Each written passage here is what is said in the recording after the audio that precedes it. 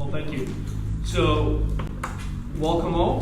This meeting is now called to order. This is a meeting of the Berkeley Police Review Commission. Today's date is December 11th, 2019, and the time is 7:05 p.m. Ms. Lee, if you could please pass a roll call. Allaby? Present. Calavita? Here. Chang? Here. Ernest? Absent. Nikitin? Here. Mizell? Here. Paris-Velas? Present. And Ramsey. Here. Commissioner Leftwish has a leave of absence for this meeting. Okay. So we have a quorum. Also present is Catherine Lee, the PRC officer, City Manager Dee Williams. Welcome, ma'am. And I guess Ms. Lee will do the introduction of the new city attorney when your time comes.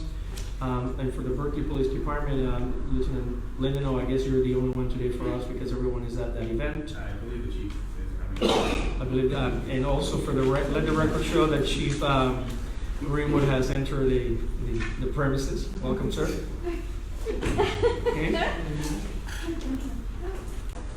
Okay, the next order, so there's no one here today from the Berkeley Police Association. The next order of business is the approval of the agenda.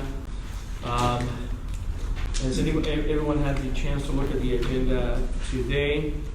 As we have quite a lot of things to do. We've been postponing for quite a while. My question today is, since I see you here, Mr. Halpern, do you have any time restrictions today that you need to go somewhere else? I can certainly move that item on the agenda up from new business if you. You mean the last item? Yes, sir. I appreciate it, but it's up to you. Are there any concerns if I move item 10B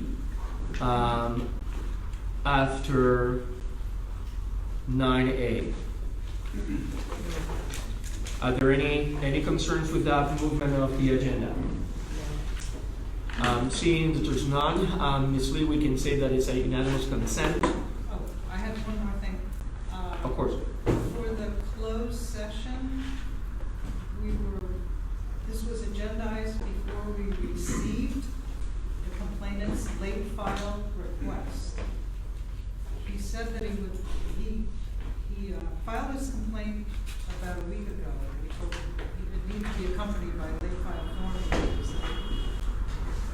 He said he would get it in.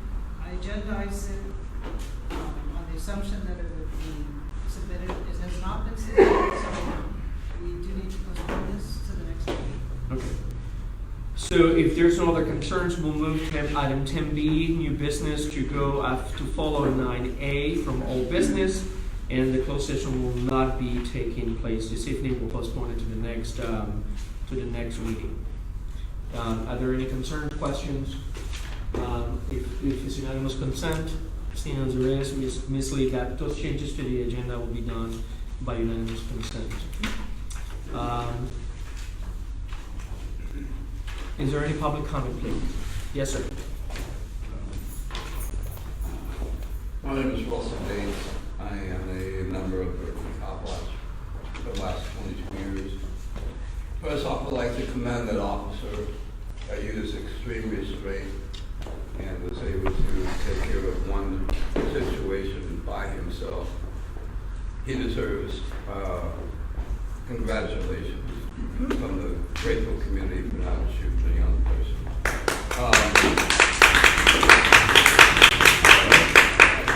All right. Now I want to speak about the Justice for Kayla Moore Coalition. I wish some restraint had been able to be shown during the time that Kayla Moore, 6 years ago, was killed while in the custody of the Berkeley police. There is a court hearing, 9th Circuit Court of Appeals, 95 7th Street, San Francisco, January 9th, 2019, when appeal will be heard after 2 years. Hopefully there will be some justice for Kayla Moore. The demands that the Justice for Kayla Moore Coalition have are for: 1, Justice for Kayla Moore, honor her memory, tell her story, say her name. On February 12, 2013, Kayla Moore, a a black trans woman with a schizophrenic diagnosis, was in her home with a friend of hers, called BPD to get help for Kayla, whose behavior seemed out of the ordinary. Police arrived, but instead of offering Kayla assistance, they immediately tried to take her into custody. While they had no legal basis for arresting her, they wrestled her onto the ground. Kayla died face down on a futon with 6 police officers on top of her. She was a beloved sister, daughter, loved one, and friend. 2, hold the city of Berkeley and Berkeley police accountable for killing Kayla Moore. 1 minute. To date, neither the Moore family nor the community has received an apology for Kayla's death, not from the city of Berkeley, nor the officers involved in the incident. Munlin Brown, Kenneth Tu, Brandon Smith, Brian Mathis, Timothy Gardner, Nicholas Casimiller, and Amber Phillips. We want the city to admit liability, apologize to the family, and to explain what went so wrong that night. We remember Kayla, we demand recognition and accountability. 3, police must not be first responders to mental health emergencies. We need community, not cops. We call on the city of Berkeley to cut 1/3 of the police budget to account for 35% of police calls that are mental health related. Instead, redirect these city dollars and fully fund community-run mental health care, including a 24/7 civilian-run crisis response. The last one, and the BPD's violent attacks, criminalization, and profiling of people who are black, brown, disabled, and or trans. When Berkeley police showed up at Kayla's apartment and saw that she was a black trans woman with schizophrenia, they approached her not as a person to care for, but rather as a criminal, despite the fact that she'd done absolutely nothing wrong. The officers then used extreme force to try to arrest her for a warrant that was not even in her name. Tragically, we're outraged but not surprised by the BPD's behavior. After all, we live in a city where 32% of those who the police stop are black, despite only 8% of the city's population being black. We live in a country where over 25% of people killed by the police in 2015 were mentally ill. And we live in a country where in a nationwide study, That's 5 minutes, sir. 39% of black transgender Thank you, sir. and gender non-conforming respondents Thank you, would sir. interact one more sentence Sure. with police reported being harassed by them. The city of Berkeley cannot allow BPD's racism, ableism, and trans misogyny to continue to have violent and, in Kayla's case, deadly results. Thank you, sir. Appreciate that. Anyone else for public comment? And you're going to take comment on specific items. What I intend to do at the moment in which that item becomes present on the agenda, I will suspend the rules. I will do public comment before that, and we'll engage in an interaction with members of the public. So if you want to wait for your public comment at the time, it will be more interactive, and I think that the commission will probably appreciate the suspension of the rules at that time. Okay? So, but having said that, you can talk about public comment right now on any item which is under jurisdiction of the PRC. No? Thank you. Yes. Hi, Christine Schwartz. I apologize, I've been gone. I've been dealing with a lot of personal issues, and you know, it's one of my loves to be here. So I also wanted to thank the Berkeley PD for that amazing job with that crazy incident. And we all know that something like that could have ended up really bad, and luckily, amazingly, and with the training, I'm sure, they both ended up surviving. And so that really goes to show that you're doing a great job. Thank you very much. I don't know this fellow, but I'm sure he's very happy, and good luck. His family is, and the PD, etc. Let's see. I think that's it. Thank you so much. Thank you. Welcome back. Thank you. Yes, sir. My name is Charles Clark from District 6, and I'd like to speak on item 9C, the accommodations policy. I see that you have some more formal language about what that policy might be. I'm a little bit confused about exactly what voting margin would be in accordance with Robert's rules as set forth in steps 4 and steps 5. but I'm sure that's something that you will discuss in more detail when it comes up. As I said at earlier commission meetings, the commendations process is actually important because it gives an expression of what you as a commission want to see from the police department. And I think the earmarking here is actually a good step toward really honing in on things that you've learned from the public about interactions that you deem worthy of repetition or of modeling for the department.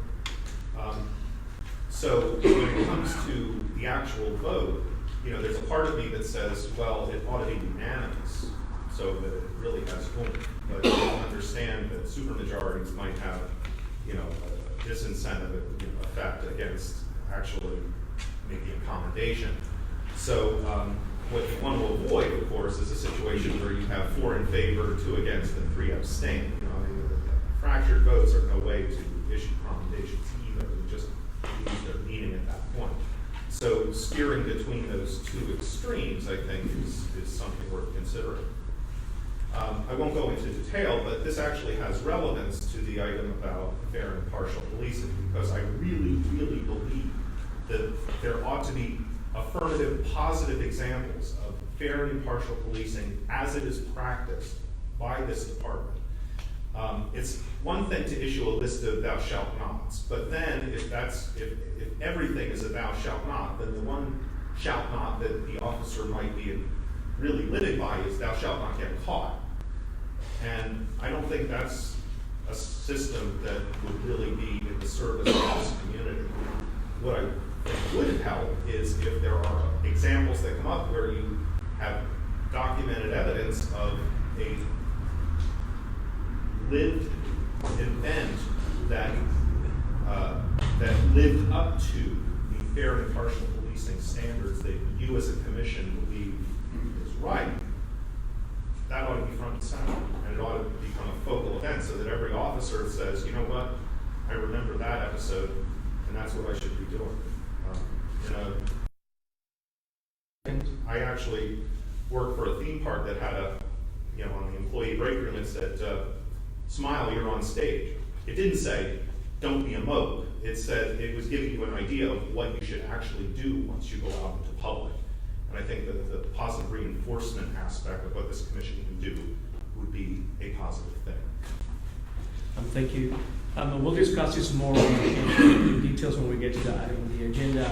I'll just have to say that in order for any action to be taken by a commission in the city of Berkeley, it must be accompanied by a motion and a second of the motion and a vote up and down. Most of the things that are done by consensus only do not have the power as an action item behind a motion. That way, if we're going to take an action and direct the secretary to do an action, we should put it in form of a motion and vote it up and down. And that's why Robert Rules of Procedure are applicable in this instance. Thank you. Anyone else for public comment? Seeing that there's no one else for public comment, we'll move to the approval of the minutes.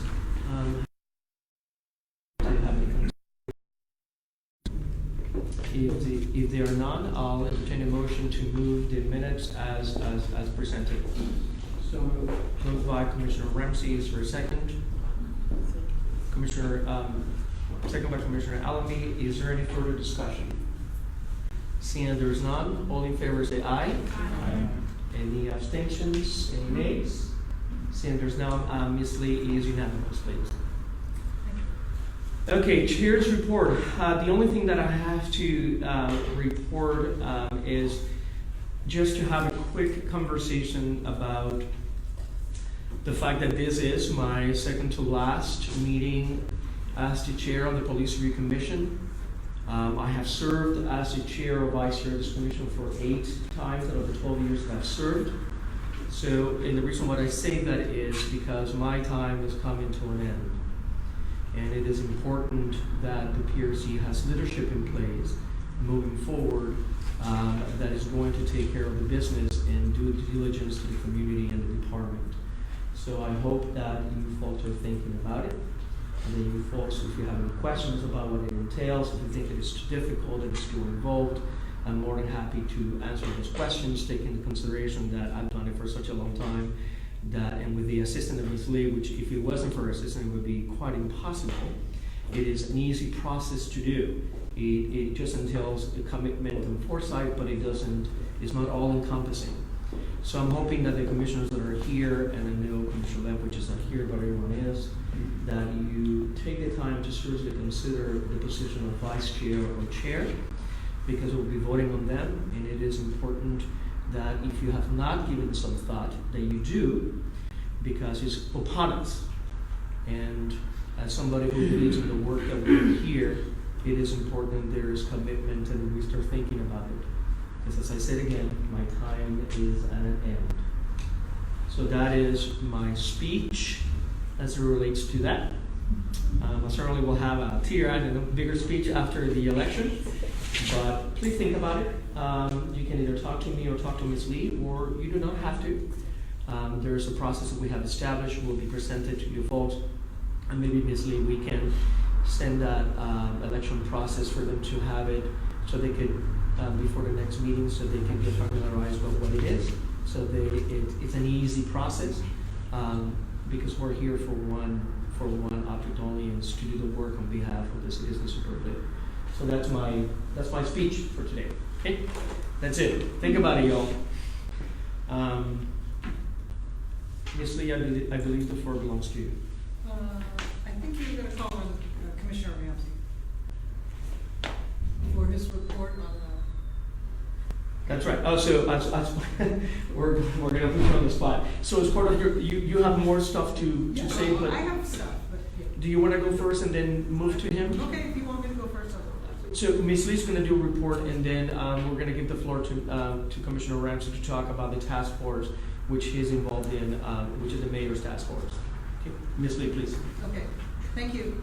First, I want to introduce to everybody here Sam Harvey. He's the new Deputy City Attorney who will be advising the Police Review Committee. I'm not sure that that I had announced that Emma Swachet had left the office, and so he's been here just a few weeks, and we've had a good meeting, and I told him all about the ERC and how it should be his #1 priority in this meeting. So, thank you for coming. So welcome. Thank you. Maybe one of your priorities. Right? Absolutely. You like to say anything, or Yeah, sure. Thanks. Yeah, Sam Harvey, City Attorney's Office, and this addition to the Office of the City Attorney. Looking forward to working to advise the Commission and staff on all the important work you do. I'm looking forward to meeting each and every one of you individually, and thank you for having me. Thank you so much. Welcome. Thank you. Also, I don't know if you noticed that our city manager, Williams-Ridley, is here. Thank you for coming. Always welcome. And missed. Okay. We did get, we have one new case filed this past week, so we have now 3 active cases under investigation.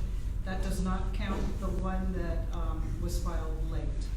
So that's where we are in terms of our caseload.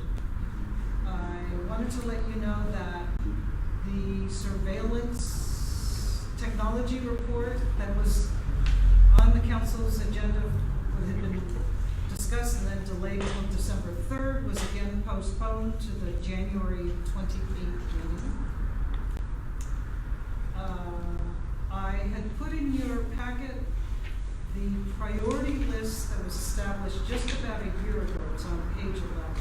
And this was just purely for your information about a year ago, all the tasks that the commission, at least the commissioners at that time, had ranked in terms of their importance. And so that list on page 11 of the packet shows what you've been doing, what's done, what's in progress, what things you're waiting for, and what things have yet to be started.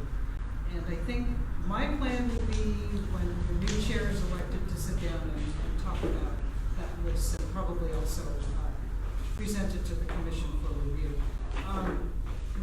You may not feel the need to prioritize. At the time, there were just so many things that were pending. I felt it was important for the commission to help me get a sense of what staff should be focusing on. Now that you've winnowed everything down to something more manageable in terms of your work, you may not feel a need to prioritize, but at the very least, it would be, I feel, a responsibility for just keeping track of what work you are doing, whether it's prioritized or not. I handed out this to the commissioners, and there's a copy in the public binder. There's a commissioners information session on the strategic plan, and you are invited. It's January 16th from 6:30 to 8 p.m.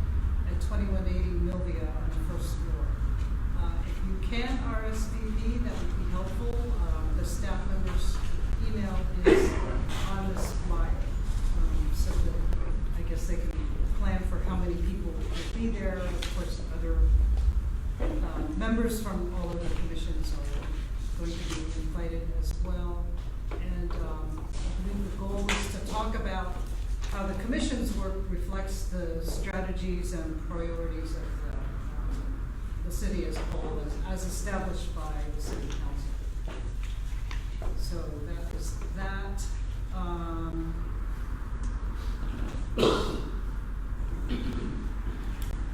Somebody asked how many Lexipol policies you reviewed, and by my rough count, there are about 180 that have been sent to us. The full commission has reviewed 98 of them, so that means you have 82 to go. It's been a long slog. It's important work, very detailed work that the commission and the subcommittee has been doing. I didn't think you would have enough time to look at another set for this meeting, so I'm going to agendize that for the first meeting in January. And my plan is to get the packet to you sometime this month, so you'll have something to do over your Christmas vacation, your holiday vacation. I'm going to be on vacation from December 18th through the 31st. Staff will be, the other staff will be in the office, and that is it for me. Thank you, Chair. So the good news is that there's 31 items, 15 we're working on, 12 are we done or withdrawn, and 4 we're yet to address. So for the next chair and the vice chair, you have your tasks ahead of you, so to speak. But I'm happy to know that we have done. We're almost at the little half clause with the ones that are coming back to us, Right. and on the Lexipol, which means we're giving the department due diligence of moving as quickly as we can, which is important. Mr. Ramsey. Some new report on the fair and impartial policing working group, mayor's new working group. So the mayor, along with the support of Councilwoman Harrison and Councilman Robinson, have established a task force essentially to try to help move forward issues related to fair and impartial policing. So they've formed a working group, sort of got wide participation from folks from across the city, and I was asked to chair it, so I'm pleased to do that. Just to give you a sense of some of the folks who are involved, I do think the membership is actually still being developed, but sort of initially the chief of police is involved. Many of the people here today, actually the chief, and he's had representatives of the police force there as well as being there himself. The ACLU, I see Mr. Alperin is here. The NAACP, Mr. Mansour is here. There's various PRC members who've been involved, myself, Commissioner Calavita, Commissioner Mizell. We have local civil rights attorney Jim Channon, the mayor himself, and then also Councilwoman Harrison, and we also have an academic, and unfortunately I'm blanking on Peter's last name right now. But in any event, we're sort of moving forward and trying to set up a working plan that really is sort of tracking more to various referrals that have been made by the city council related to issues, the fair and impartial policing issues. We sort of been, the first couple of meetings, one was sort of more introductory, the second one was more thinking about the outlines of the working plan. And the next meeting is going to be more specific, tying the outlines of that working plan to some of those referrals that have been made.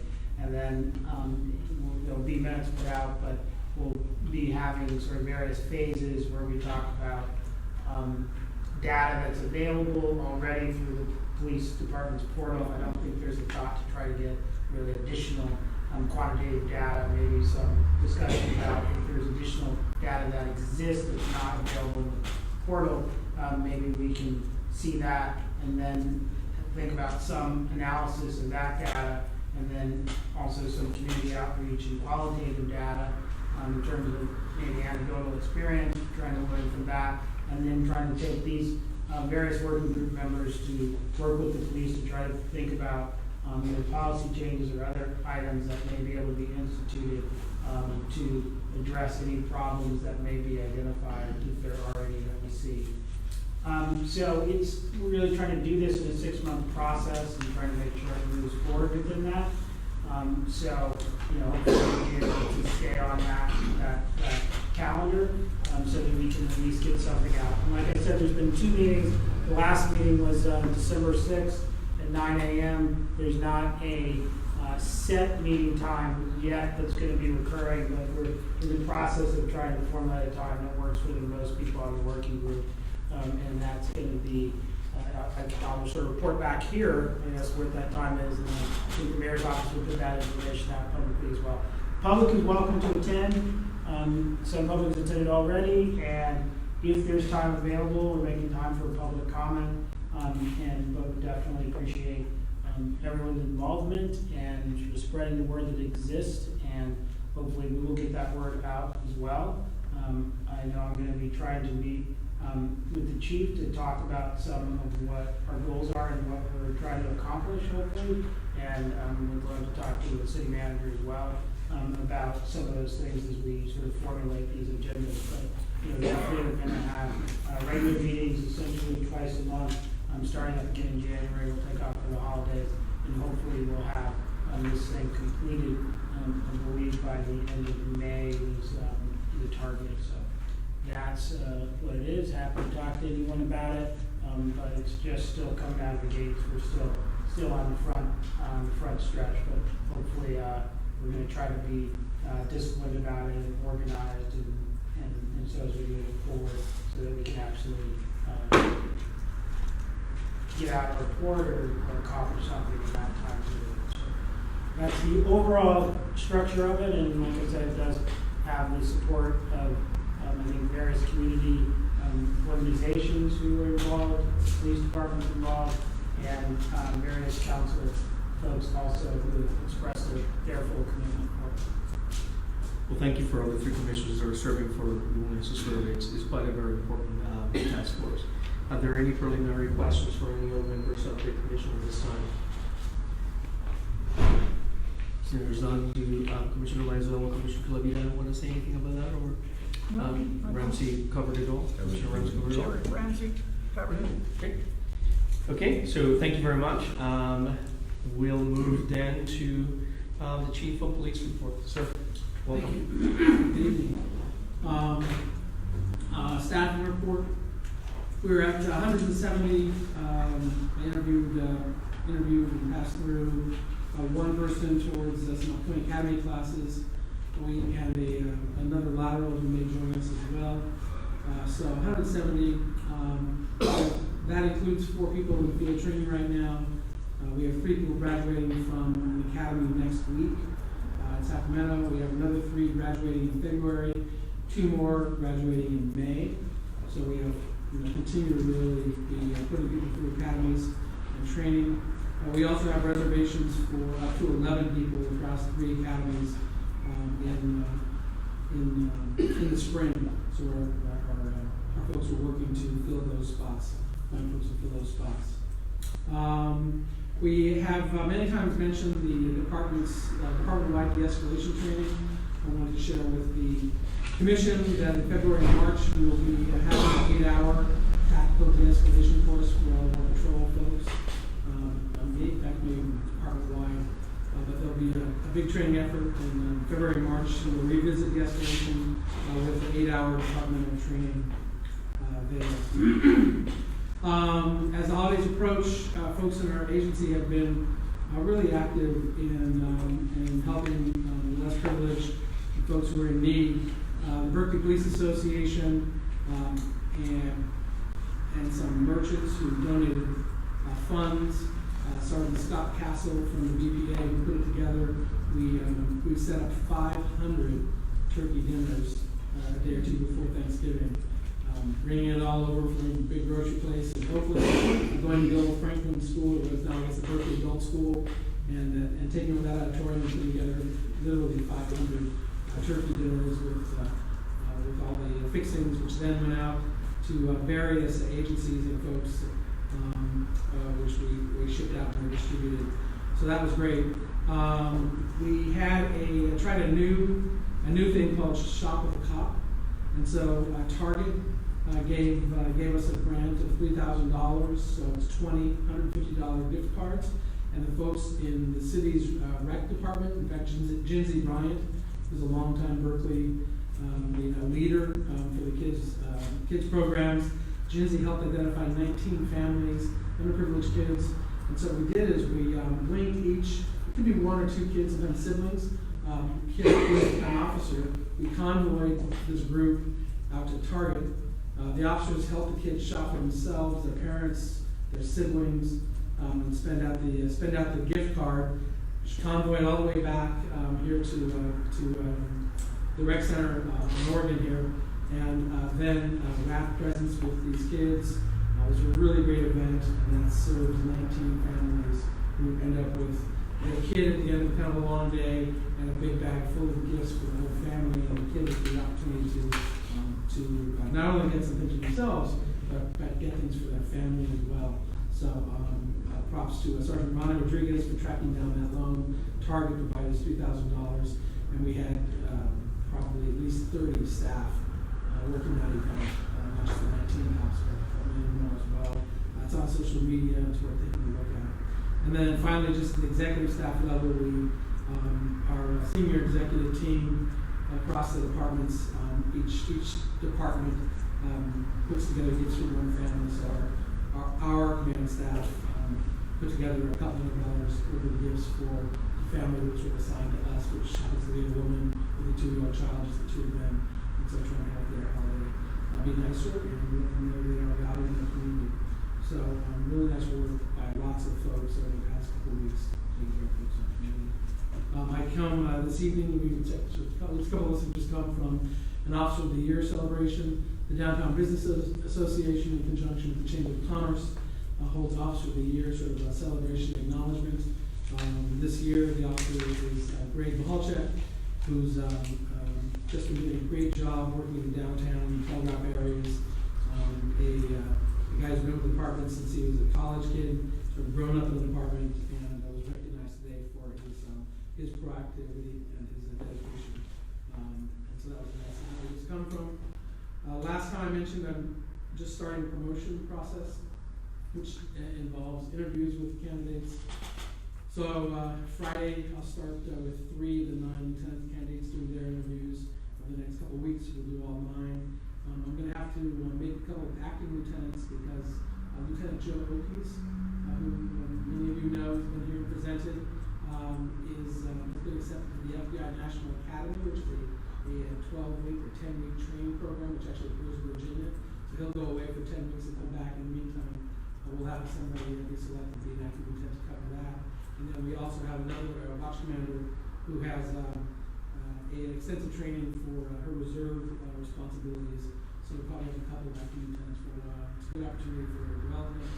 And so I will be working on the interviews in that process so that I can get lieutenants before the new year, because we're going to have to turn around and get on that.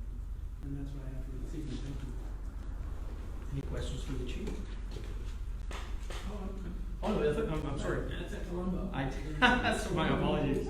I misheard. Please go ahead, sir. I'm sorry. Tomorrow I anticipate delivering the long-awaited MOU information.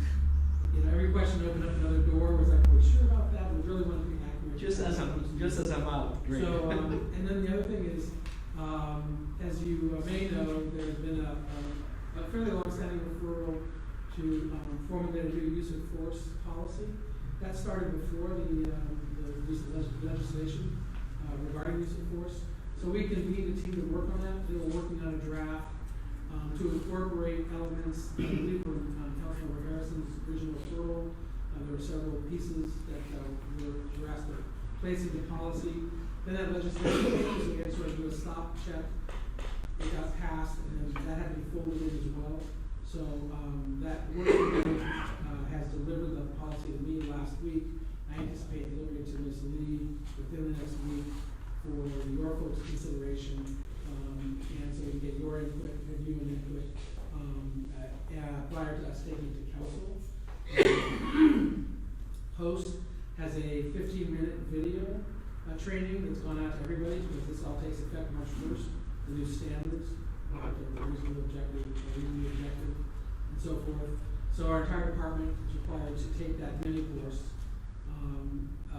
Depending on the council's advice with the city, I may be in a position of needing to implement the force policy to meet the new requirements, like go ahead and implement it.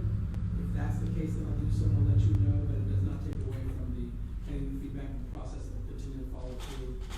It's just a matter of if the law says the new standard is effective January 1st, then I have to have a policy in place for it, and we need to do that, and I'll work with our attorneys on that. So, with that, I think. Commissioner Ramsey?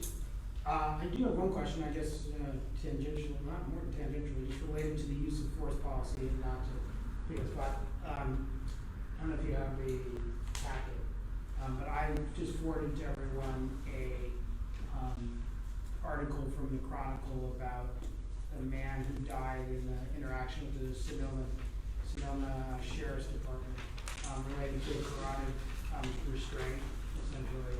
And so you just raised an issue in my head about sort of the city's and the police department's policy on the use of carotid restraints. I know in the use of force policy it's prohibited also in relationship to it's been a city council resolution from like 1985, I think.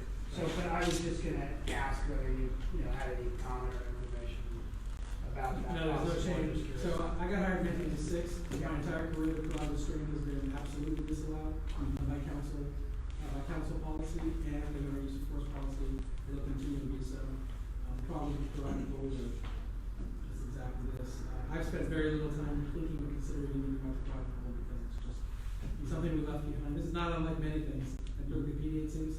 When you read a headline today, it's like, yeah, we haven't done that for literally 33 years. Right? Hot chase policy. You read about a department that's not chasing cars for nonviolent offenses, and it's a big story in wherever, somewhere else in the country, we haven't been doing that for years. Thanks. Commissioner McKinnon. I'm sure you have a process when something, when an event that you want to learn from, negative, but also in the positive, like this event, this stop that happened that was covered in Berkeley side. Yes. Do you all review it to see the de-escalation techniques in practice and how are they used in making use of a success story?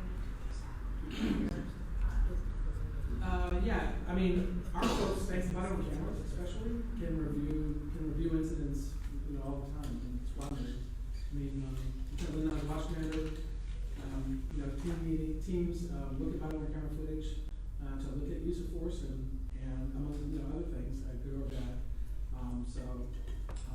It's fair to say that we learn positives and negatives. That was a really dicey situation. So this is a very a critical incident.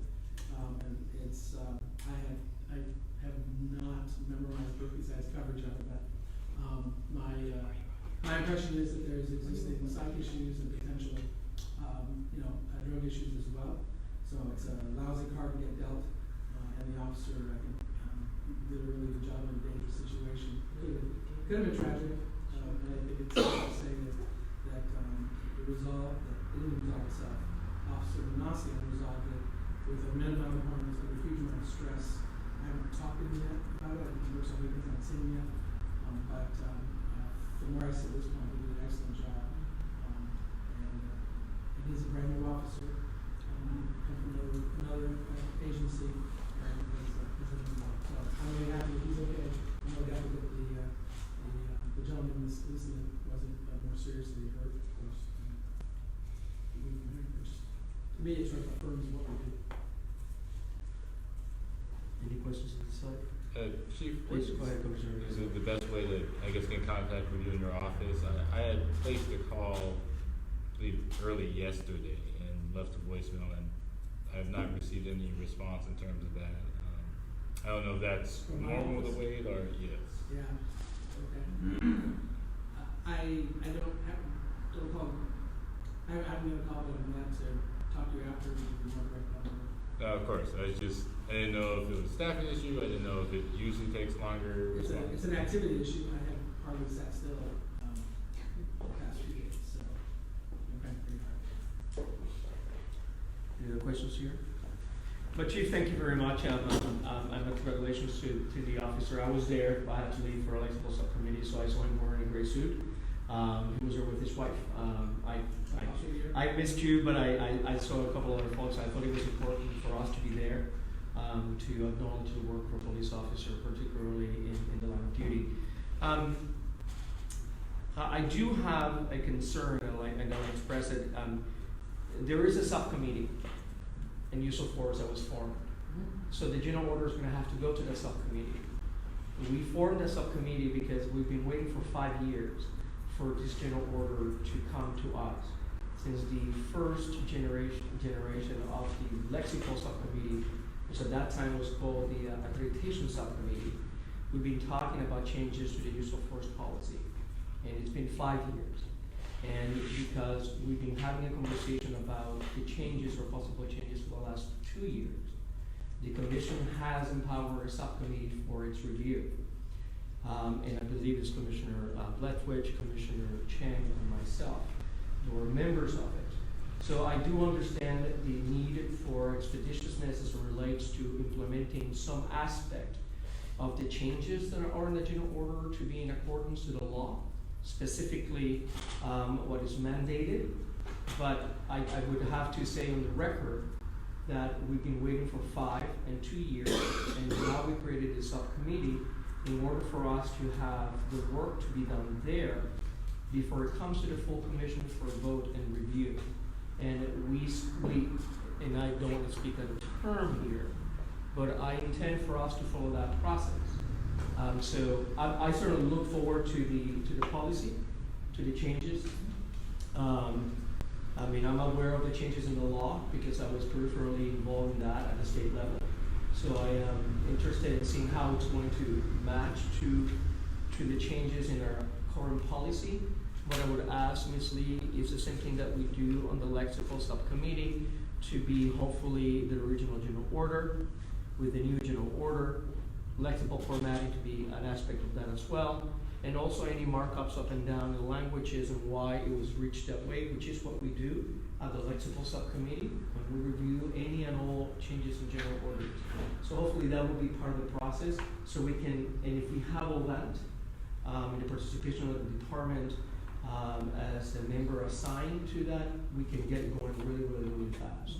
In addition to the fact that you do have to move it, but I would inform the city council that we have a process in place that, in addition, as you said, and thank you for that commitment, in addition to the things that you need to do to be in compliance with the law, we intend to review the full policy in its entirety before the PRC does a vote and recommendation to city council on the final and full adoption.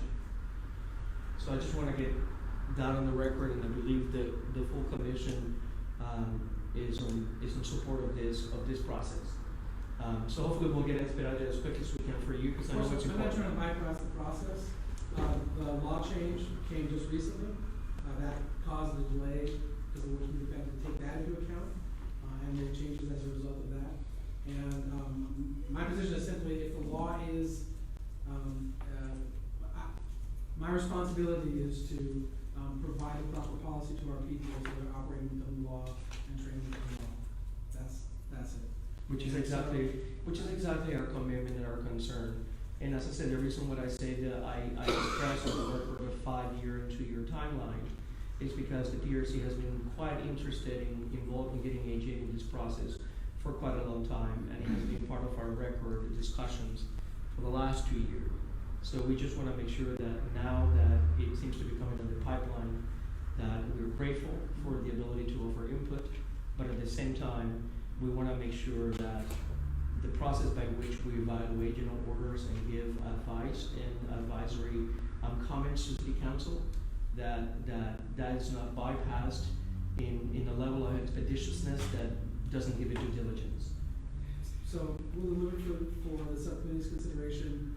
We'll also make staff available for the working group. I would anticipate I'm not moving around the staff after the break. It's up to you. Have a meeting or two where you're processing it, and then we can bring staff in and answer questions and work with it. And my commitment as one of the members of that, and if I can speak for Commissioner Chen here, will work diligently to get the work done and meet as when we need to make sure that it happens as quickly as possible. That's our commitment to you, like Commissioner Chen. Yes, so I'm looking at mine there too as well. I agree with Chair Kurzweil on the importance of following the process in our advisory capacity. You flagged the January date or deadline. Is that just I haven't had time to talk to the city attorney, again with the police in the house about whether or not we need to make the policy active on January 1st of 2020? of 2020. That's very, very soon. Yeah, it is. Keep us updated so we are aware of what's happening. We'll report, I mean, that's going to see me let you know whatever was transpired, and you will have it there. Thank you so much. Any other questions of the Chief? No? Chief, thank you again for your participation and for your information.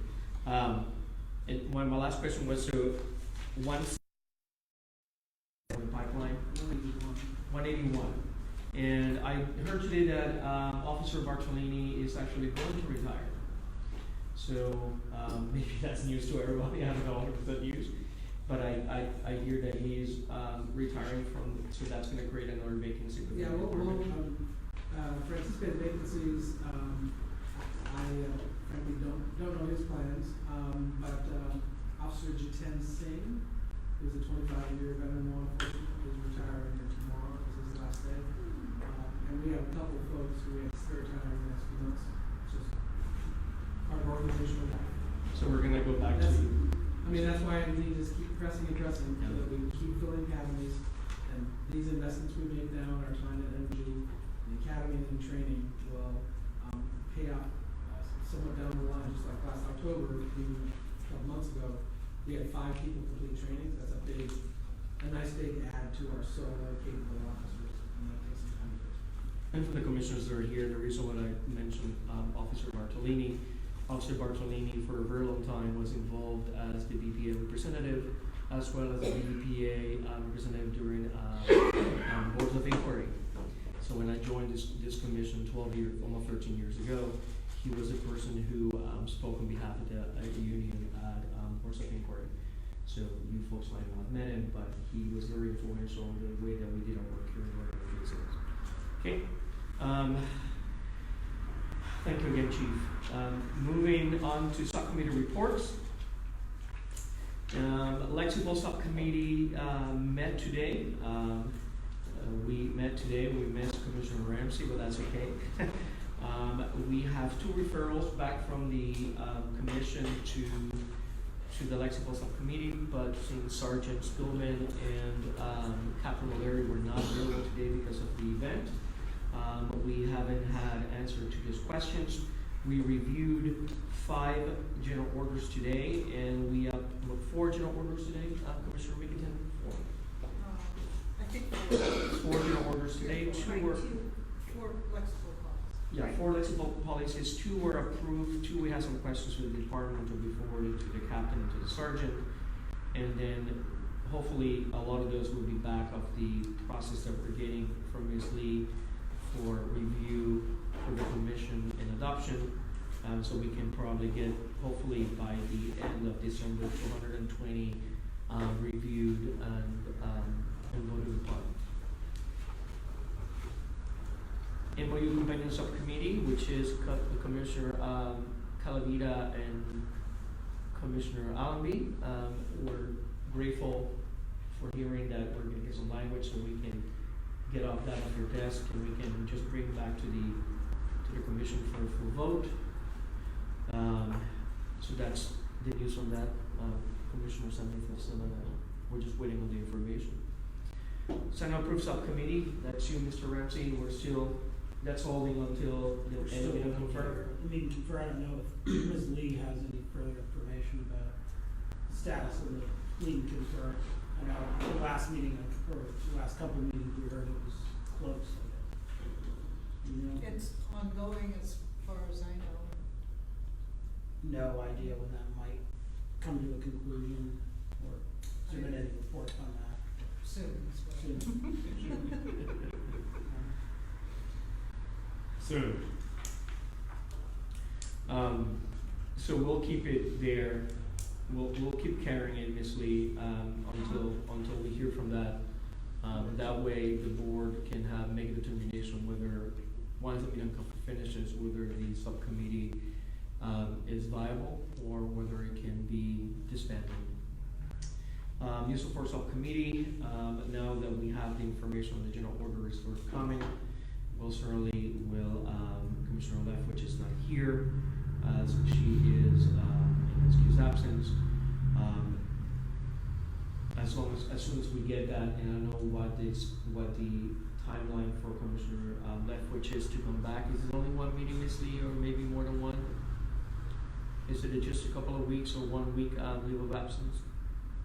I'm sorry. For Commissioner Leff, which Just one meeting, yeah, she'll be back. Just one meeting. So as quickly as we get the general order, Ms. Lee, maybe we can send an email out asking for availability so that we can meet as quickly as we can to review it, and hopefully we'll have those items that we requested so we can do a comparative review. Any questions in any of those subcommittees? Seeing there none, we are going to move off to item 9A to continue the discussion recommendations to revise the Berkeley Police Department policies regarding questioning detainees about their probation or parole status, and conducting searches of detainees that are on probation or parole. And for that, I'll yield the floor to Commissioner Calavita.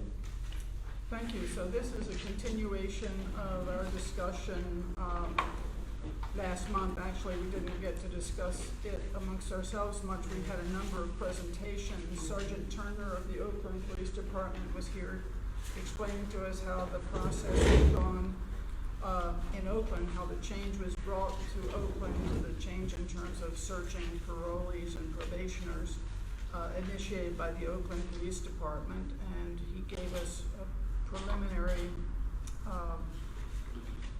a discussion of preliminary consequences of that, and that was very informative. And we also heard from the Assistant Chief of the Alameda County Probation Department, who explained how probation works. And also I found very interesting the way in which the degree of intervention by probation officers, intervention and supervision is determined by the perceived risk of the offender, and that low-level offenders receive less active intervention, the philosophy being that sometimes intervention can do more harm than good. After that presentation, Chief Greenwood and Lieutenant Montgomery spoke to us, emphasizing the public safety aspect of probation and parole searches. And also, Ms. Lee sent around statistics provided by Lieutenant Montgomery, I believe. We also have a hard copy here today, some interesting statistics. And I thought it could be useful to look briefly at those statistics, because what they show is that the vast majority, 72% of probationers, in Berkeley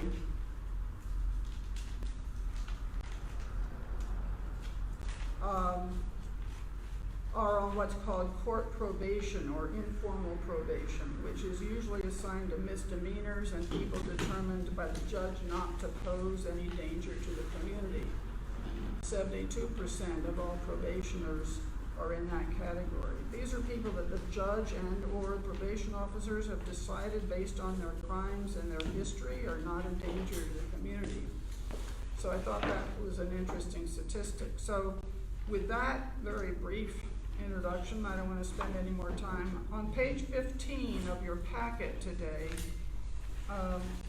there is just this is a refresher reminder some time ago, the rationale for developing our subcommittee on probation and parole searches. It gives you some statistics in terms of race equity, in terms of who's stopped and who's searched. And then on page, as well as the different kinds of searches in California that are permissible. And then on page 19 is the presentation I gave to the group here last month. You may have had a chance to read that. On page 21 is where the proposal begins, and well, page 21 is preliminary, repeating some of the things that we, the subcommittee commissioner, Allenby and I,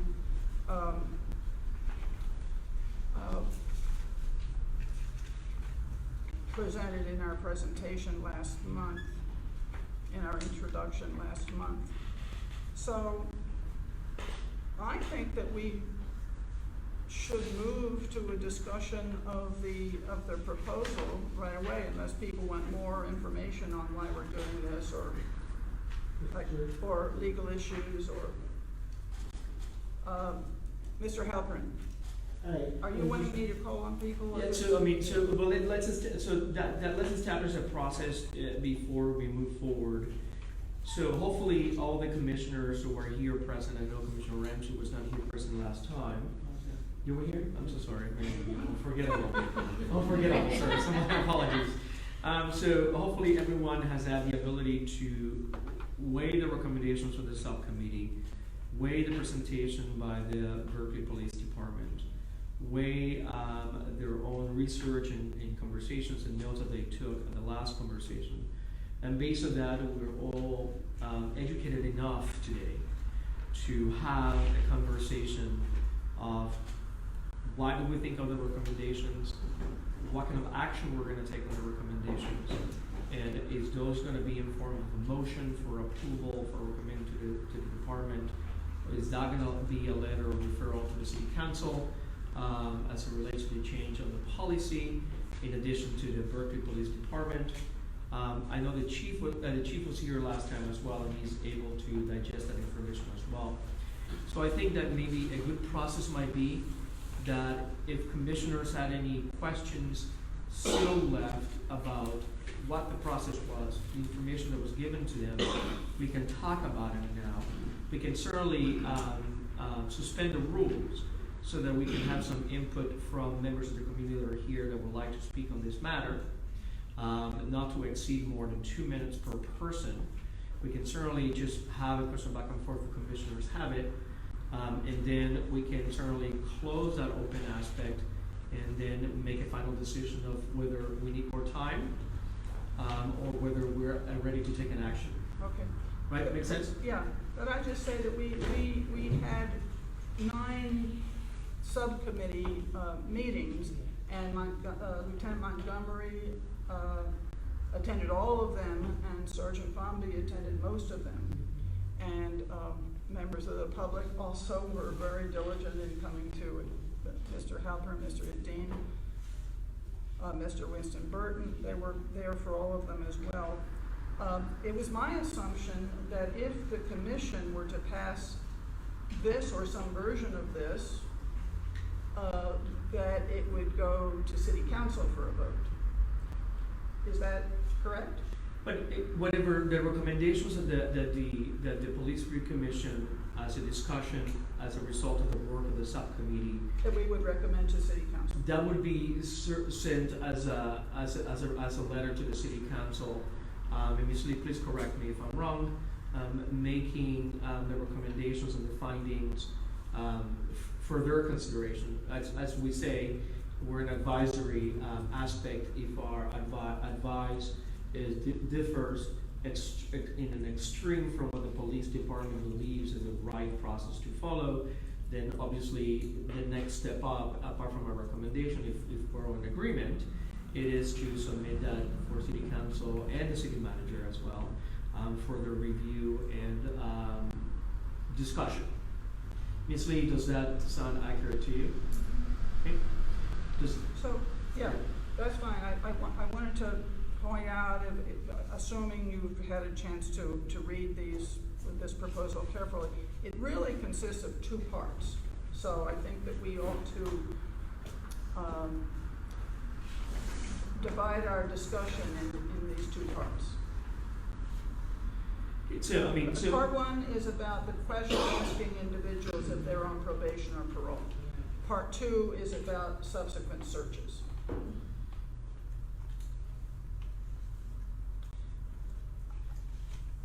So, please go ahead. And to be clear, Lieutenant Montgomery and Sergeant Fomby, I think with the contribution of Chief Greenwood, were central to helping word part one, and seemed to be in agreement that was a good policy shift. Not so part two. Not so part two. Okay. Great. So we have a disagreement about part two. I think we came to a pretty good agreement about part one. So that's in a nutshell. So what I will do is I'm going to open, if everyone is in agreement for suspension of the rules, I'm going to, and I see no disagreement on it, I'm going to open for public comment on this item of the agenda, particularly up to 2 minutes per individual. Once the public comment is done, we'll close the public comment aspect, and then we'll either engage in a discussion or ask the chief to see if he has anything he wants to add before we jump into discussion, and then we'll can figure out what the next step is, whether we're doing motions or whether our discussion will result in an action item. So if does that make sense to everyone? So if that makes sense, I'm going to open it for public comment up to 2 minutes per person. We're going to close the public comment. We'll certainly ask the chief for if he has anything that he wants to say before we engage in our discussion. We'll engage in discussion and questions back and forth from each other, and then based on that discussion, we'll make a decision whether an action item is what the next step is, and whether and that could result on an action item on the first item, the asking probation or parole. And also a subsequent action item on the subsequent searches conditions. But we can certainly somehow find that by separating those issues, we might have a discussion on one as a referral or recommendation, we might have a referral or recommendation on the other one, but we'll get to that discussion whether we want to look at it that way or totality. Right. Make sense? Mm-hmm. Okay, so I'd like to open the floor for any public comment. I'll stick to the 2 minutes since it's 8 o'clock right now. Would anyone here would like to speak on this item on the agenda? Yes, Mr. Halpern, please, sir. Okay, I just want to make a brief statement, being involved in the whole process in Berkeley and in this issue generally. I hope everybody had a chance to reread the background material provided by Commissioner Calavita. She makes a strong and clear case for the proposed changes to these policies, these search and inquiry policies. And I want to add that the ACLU supports these changes, and I'm sure a lot of other civil rights organizations also support these changes. California is one of the 9 states in the country that has not tempered the unfettered inquiry and searches of probation and parolees. This was set up by the Supreme Court case in 2006, Sampson versus California. I also want to add that of the 43 states that have tempered the policies, there's no published information on an increase in public safety or decrease in public safety, however you want to put that. So I think it's time we made these changes in Berkeley to be a leader in California, and more importantly, it's a small step in reducing another racial barrier. Thank you. Thank you so much. Welcome, Mr. President. Thank you. First of all, I see this really as a no-brainer. I mean, Berkeley is a progressive city, and we should be looking at policies that would improve the overall status of all people in Berkeley. The Oakland Police Commission unanimously passed their new policy. And I'm not saying that Berkeley need to follow Oakland. During our deliberation, we were blessed with Oakland going first with their policy, which gave us guidelines that we were able to consider in developing the Berkeley policy. And I just want to say that Berkeley and ACP fully support the changes that's recommended by the subcommittee. And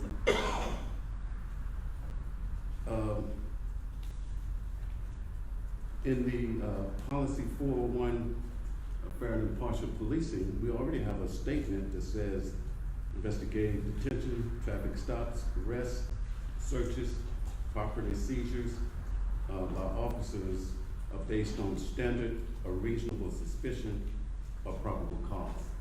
And that's pretty close already. And, you know, I've witnessed situations here in Berkeley where individuals have been searched just for no reason. In some cases, the officer perhaps know the individual. I've at the flea market, and one individual was stopped with his family and searched right on the spot. Nothing found, left there, injured by the stop, his family and his children. So this is just something we need to do here in Berkeley. I feel really good about the deliberation and what we've done, and I think that we should move forward with adopting the recommendation by the subcommittee. Thank you so much. Anyone else for public comment on this item? Yes, please. I guess I just wanted to make a comment as a reporter in this community that at the last meeting, somebody attempted to stop me from making public comment at the same time that other people were making public comment. And I think that's really inappropriate because everybody here has a chance to speak. Everybody is at the same, should be given the same right of making their input known. And just because some people have been, attending subcommittee meetings and other people haven't, they should not be given priority over whether they get to weigh in. And especially as a representative of the public, without, I don't have a position on the subject, I'm looking forward to the discussion, but I think it's really problematic if people try to silence public input when everybody should have an equal chance to speak. And I think that is particularly true in this body, and usually you guys are very respectful of it, and I just hope that I don't see that again. So, thank you. Of course. Thank you. Anyone else for public comment on this item? Seeing that there's no, sure, go ahead. Hi, Christine again. So I did attend a lot of the meetings, and I appreciated all the work. And I'm glad you guys came up to some agreement on asking the question. That's wonderful. I did want to comment a concern, and I am all for respecting everybody's rights. However, my concern is for not being able to search. And I say this because what if there is a missing person in somebody's trunk and they could have searched? What if there was a gun used in in a previous crime, a murder, and they could have searched. But again, we're weighing against people's rights, and that's very important. So I just wanted to give you that input. It's not all, I think it's kind of murky here, and I think we need to come up with some good standards. Thank you. Thank you. Just for the record, because we're being recorded, the Police Review Commission has always welcomed public comment. One of the only chairs that has suspended the rules in order to engage in public input at the time that we discuss items on the agenda. What the Police Review Commission will not engage in is in complete back and forth discussions with members who are giving information as part of the discourse. Public comment and information and questions from commissioners cannot be mistaken for back and forth with members of the police department, in which it can be construed to be confrontational instead of informative. And that's just a statement on the record.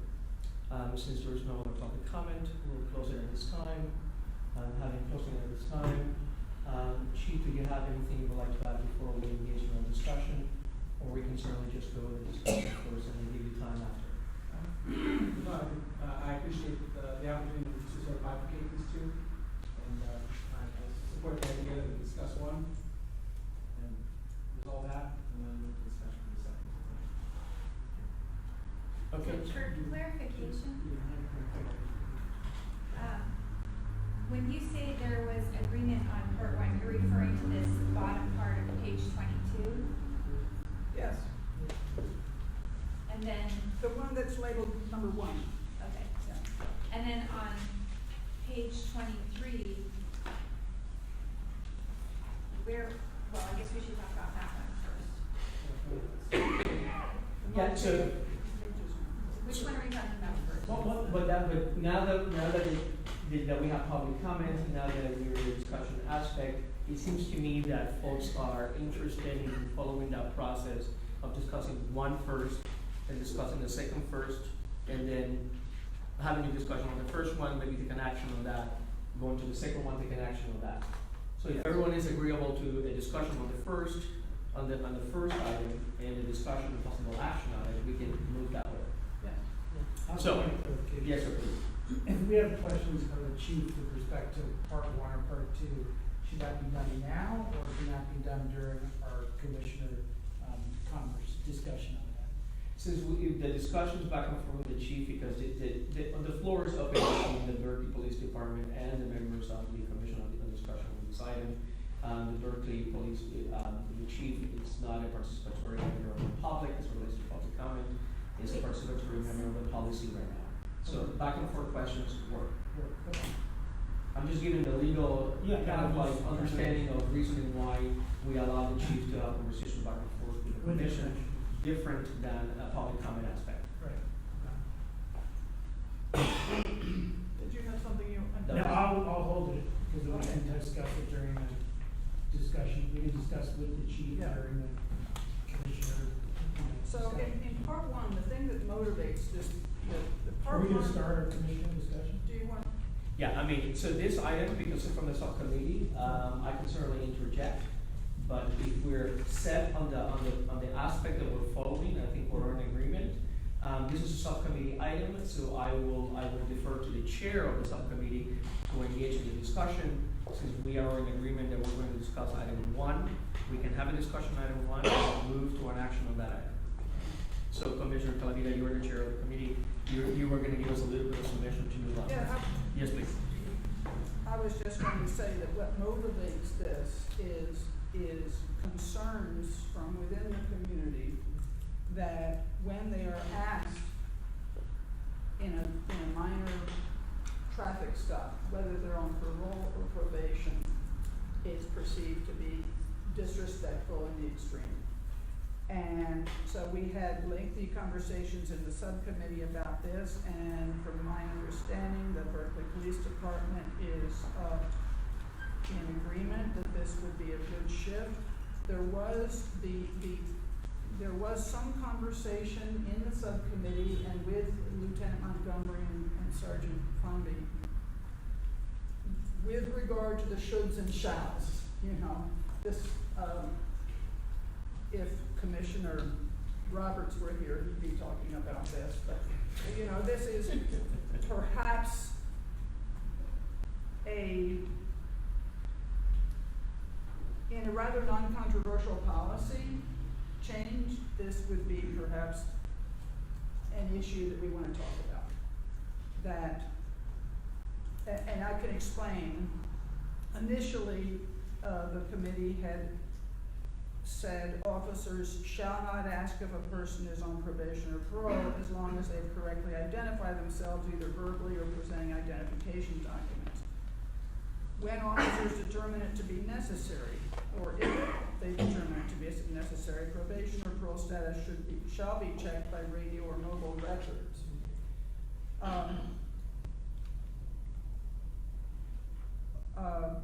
Lieutenant Montgomery argued, I thought persuasively, that first shall should be should, because there are conceivably instances in which it should not be 100% prohibitive, but that in most cases, and Ms. Lee also explained to me in a side conversation I had with her that according to lexicol, should is a very strong word here. It's not like a discretionary word. Therefore I was fine with that first should instead of shall. Proceeding on, if officers need to ask the question, are you on probation or parole, the officer, I would argue, shall ask respectfully. I'm not sure why, in what instance there would ever be a reason that they would not ask respectfully, so I would think it should be shall. And consider that people may take offense at the question. Officers should only ask when necessary. We could argue this should be shall, but there's three instances in which it might be necessary to protect the safety of others, to forward a legitimate law enforcement purpose, for example, sorting out multiple computer returns on common names, or 3, to confirm probation or parole status subsequent to a records check. That's the proposal for inquiries, and if we want to discuss the shoulds and shalls or anything else, then I think we should do that now, before we move to the next part. Just like quick clarification again. So I have some recollection from the prior meeting. Yeah. Is the argument that shall is specifically a stronger or more definitive statement than should? Shall is always. Yes. However, should, while it permits some discretion, is not full discretion. There's some. Exactly. Under the lexical definition, the police officer would have to have a reasonable articulation for a reason for failure to comply. That should. That's a should. Under lexical definition, as incorporated on a lexical policy, they would have to articulate a reasonable aspect of why they failed to comply with the process or the step. So that's the difference between a should and a shall. There is no room to articulate a reasonable aspect of why not. You have to do it. So that's why in this instance, when you say the should vis-a-vis the shall, and the police officer it has a discretion to do so, but it must articulate a reason why they failed to comply. So it still has the gravitas necessary for that process to be followed. So based upon the definition, there's some structure behind the discretion. I'm sorry, it's hard to hear at the other end of the table. Based upon the lexical definition, there's still some structure behind the should discretion. Oh, yeah. I have a question. Yes, please. Here it says, when officers determine it to be necessary, status should be checked by radio or mobile records. What would happen if there were no records? Or is there always a record? I remember one incident where there was a name misspelling and you can't, I think they thought somebody was on parole who wasn't on parole or something like that. Mm-hmm. Is there always a record to check? No, you run a records check, and the result is you locate a record, or there is no record located. So if you run me for probation or parole, I'm pretty sure, you'll get no record. And, you know, that's where that works. So there's not like, if what you're asking, I'm not sure if you're getting this, I don't know if you intend to ask this, but there's not a record in probation for every person that says like, Freeman, not on probation. There either is a record because there's on probation parole, or there's no record and the officer gets told. If someone's on probation or parole, is there always a record that you can access? Yes. Sometimes other counties or other states will come back and on Yeah. the computer, if the name is spelled differently than it's entered, it won't come back. So that's why asking them helps you figure it out. The systems, system issue was a typographical issue, or could be both, depending on what county you're on probation or pull out of, or your chief, or what state, whether it's in our system that. In general, your systems have access to other counties. Some come back, some don't, it's my experience. Yeah, I don't at all think that when an officer just runs a records check in our process, you're guaranteed that you're getting all probation records in the state. I think you're getting Alameda County, I have a high level of confidence you're getting that. I'm not sure what other counties you would actually get, and I think it probably is hit and miss. So, and we have there's 9 Bay Area counties. So you're saying that, there's no prior like MOU or agreement where the electronic systems are tied in with all of 9 counties? Depends what you're talking about, if it's. People transfer, is they got on probation or Richmond, they live here and they transfer, there's a time lapse there. And so, Is it? what counties off the top of your head does the city of Berkeley have access to? I'm not complaining, that's a whole work session about how all those systems work. But as it relates to this topic and this item at this time, the question is whether when there is a records check, the response back, as much as you can get a response, if one exists, is that if there's a record that is found during that search, it will present itself as there's a record that is found. If there isn't, then you will not get a positive answer on the records search. However, it seems to me that this is a little bit of a, Yeah, it's out there. yeah, because, in most cases, there'll be no question or records check. Officers should not ask if a person is on probation or parole if they've correctly identified themselves verbally or by presenting documents. If they determine it to be necessary, and there's a lot of discretion there, granted, but I would assume that that would not be the common procedure. I'm sorry, I don't understand what you said. Me? Yeah, I didn't understand your comment. Well, I guess my point is that there would not always be a check of the records, right? It's only if an officer were to determine it would be necessary to check, that one would check. The officer can run a records check whenever they'd like. This policy, as I understand it, and essentially I'm compared to 100% approve Right. this. Right. I have one small wording change. It's not should or shall. But that's about the person being asked the question. Right. But if an officer stops you for a moving violation and got your driver's license, the officer can run a records check. If it turns out you're on probation, then that gets discovered. I guess I don't understand what Commissioner Chang's line of inquiry is about. I'm just following up with, Commissioner Vinnikin's, inquiry. Just want to understand your access to data. And of course, whether or not, as the officer raised, systems are tied to one another and you have access to them, is not entirely tied to a policy question. I think there is some interest over the possible broader safety concern or being able to determine if that person has. I would say the fragility of getting probation records. Understand that courts, probation departments, someone gets on probation, there's information in that, and all the systems rely on the court's probation entering that into the system.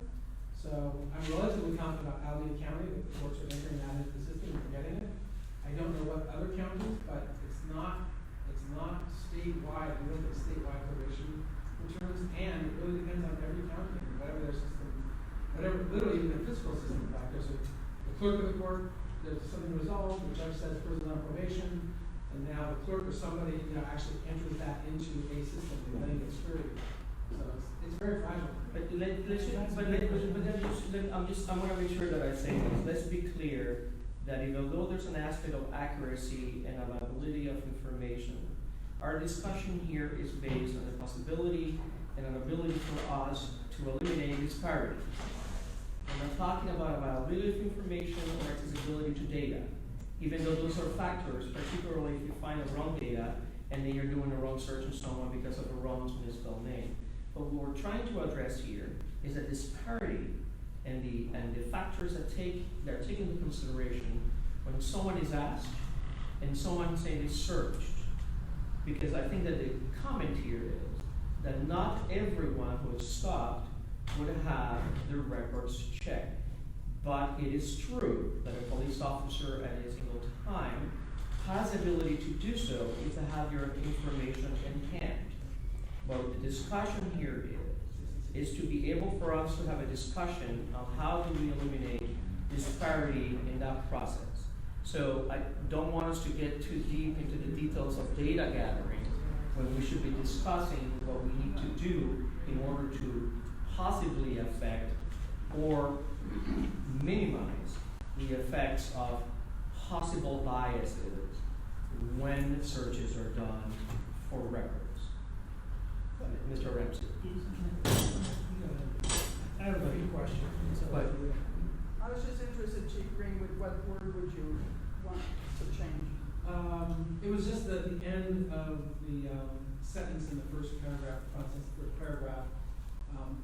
it's a minor thing, but it says by radio or mobile records. Yeah. I think we just say via a records check.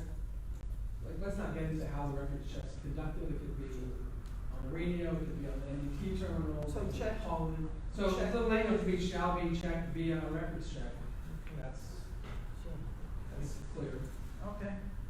I have a few questions about it. So one, you guys, the police department has access to California law enforcement telecommunications system. That's the way you check for criminal records, criminal history. We check through the county system, which relays the requested class. In class. So that's how you communicate with other counties. And probation is done by county, right? Yes. Okay. I just want to make sure you have access to the class system, which I assume you do. So then, totally separate from that, my question is, sort of, what this policy is limited to, because what I'm really trying to understand is what is this prohibiting, in what circumstances is this prohibiting the police department from asking this probation parole question. It seems to me that we're really talking about, and I'm asking this as a question, consensual contacts and vehicle stops. And I'm distinguishing that between a Terry stop, a stop because someone's under a warrant, or someone's probable cause that someone says. It doesn't seem like this affects anything where there's articulable suspicion or a higher standard that's met. But essentially, articulable suspicion, if that's met, this doesn't apply. Right. Like a Terry stop. Okay, right. So Terry stop, this doesn't already. Right. Terry stop, this doesn't apply. So this really only applies to consensual contact. No. Or vehicle stops. That's what I'm trying to find out. Okay. In my perspective, this whole thing arises out of how officers conduct a stop of a person, including an enforcement stop, and to understand that an automatic questioning of somebody, hey, are you on probation or parole, can be received as a disrespectful statement and undermine trust in the community and the police. Because the person being asked that question, I think can have a response like, what do you? I stopped you from running the red light at Ashland and okay, a couple blocks back. Okay, I see your driver's license registration. Sure, you got it. Are you on probation or parole? What does that have to do with anything? And that's issue right in that moment that I support addressing. And I think this policy addresses that issue. Like, I would say back in the day, but certainly over time, many officers had a practice, including myself, where that was part of my pattern. It was literally part of my pattern. Could I say that I did it to everybody? I don't know. I would say yes, but you know what? I don't know. But the bottom line for me is understanding that that's the way business used to be transacted and sometimes is transacted. Recognize that people receive that as an insulting question that's not connected to the purpose of the stop. And therefore, it's in our interest, for the trust in our community, that we not unnecessarily, break into that trust or add that into it. So the idea here is don't ask the person if they're on probation or parole unless you have some very specific reason. Don't have to be a standard part of your pattern. And some people do, and some people don't. But here we're saying we're going to go to don't do it. If you don't have a reason. And that's I was on board. I feel like that perspective that I just shared with you, I've been on board with that since I think even we actually officially started talking about that. And that's from talking to people of color who work in my organization, where we can talk about what it's like when they get stopped by a police officer and they are police officers. Okay. But that's a very important, I think, Commissioner Ramsey, that's a very important point, and I think that has to be made clear in this statement. Because as it's written now, I'm seeing with fresh eyes that it's not clear that we're talking about stops, absent suspicion, absent warrant, and so forth. I mean, I actually read it is. To me, it's the way it's written, it applies to everything, and I was asking whether that was actually the case, because if it didn't, which when we get to part 2, we'll see that doesn't apply to all things, it seems like that should have made things. Okay, so that helps me just to understand what this thing, the other thing I have is actually a wording thing, where I think would allow this to be more easily understood. So, where is so that? let me say, so you understand, so I think the first sentence should remain. So it says officers should not ask if the person is on probation or parole if the person is correctly identified themselves. So to me, that was sort of the prohibition, okay? And the next thing that follows to me is when they should, when it's necessary. So to me, the next sentence should be the second sentence of the second paragraph. So it would be themselves either verbally or by presenting identification documents. And then the next thing would say officers should only ask when necessary. And it lays out the 3 bases for what's considered to be necessary. And then come back to the when officers determine it to be necessary, probation or parole status shall be checked via a records check. And then, excuse me, I actually messed up. Sorry, even before that last sentence, so after the 3 portions actually, I think you should then have, if officers need to ask the question, are you on probation or parole, the officer shall ask respectfully and consider that people may take offense at that question. And then back to when officers determine it to be necessary, probation or parole status shall be checked via the records, radio records. A records check. Yes, a records check. To me, that's the order that makes sense. That makes sense. Yes. Yep. Good. So Chief, does that order make more sense to you in terms of the 1, 2, 3, 4? Yeah, can I? So I can repeat it. Or may I repeat it back? Oh, yeah, that's. So,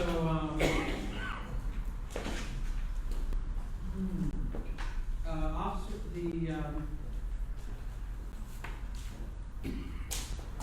I'm sorry, the first sentence. First sentence states officer should not ask. Yes. Okay. So the first sentence is officers should not ask if a person is on probation or parole if the person is correctly identified themselves either verbally or by presenting identification documents. Period. Then, if officers need to ask, officers ask the necessary, right? The second So sentence. the next one sentence, the second sentence then would be officers should only ask when necessary. Right. And then there's 1, 2, and 3.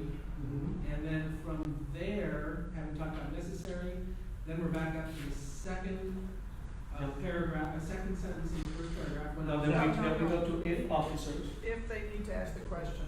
If officers need to ask a question, is the next line. That would be the third sentence. And then the last sentence is a records check. Yeah, gotcha. I think that will work it out. Yeah. That 1, 2, 3, 4. I mean, but if the commission is in agreement with that order, that's what we'll probably vote on. So I'm fine with that.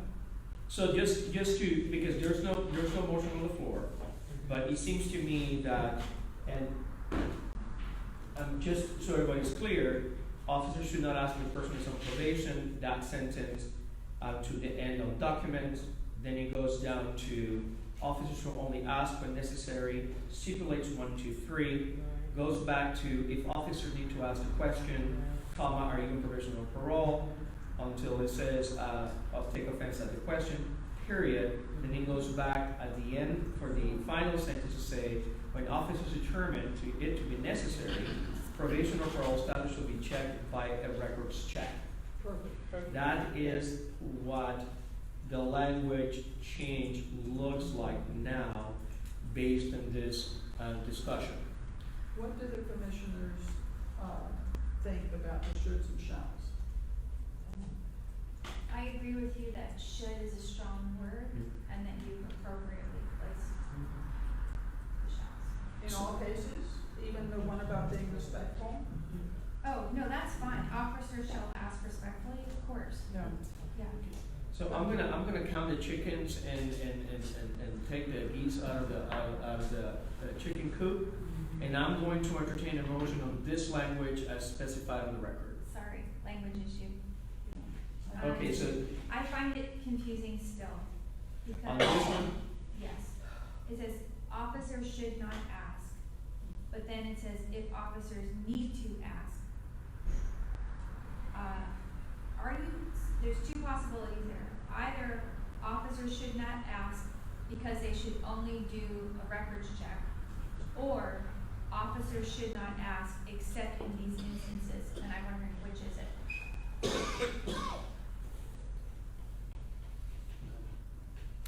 go ahead. I found it said that officers should not ask, and you can change this, if the person has correctly identified themselves. You know, maybe you could change the if to when, but officers should not ask if a person's on probation or parole when the person has correctly identified themselves. That was a limiting phrase. So you know, essentially, provided the person is correctly identified, they don't ask.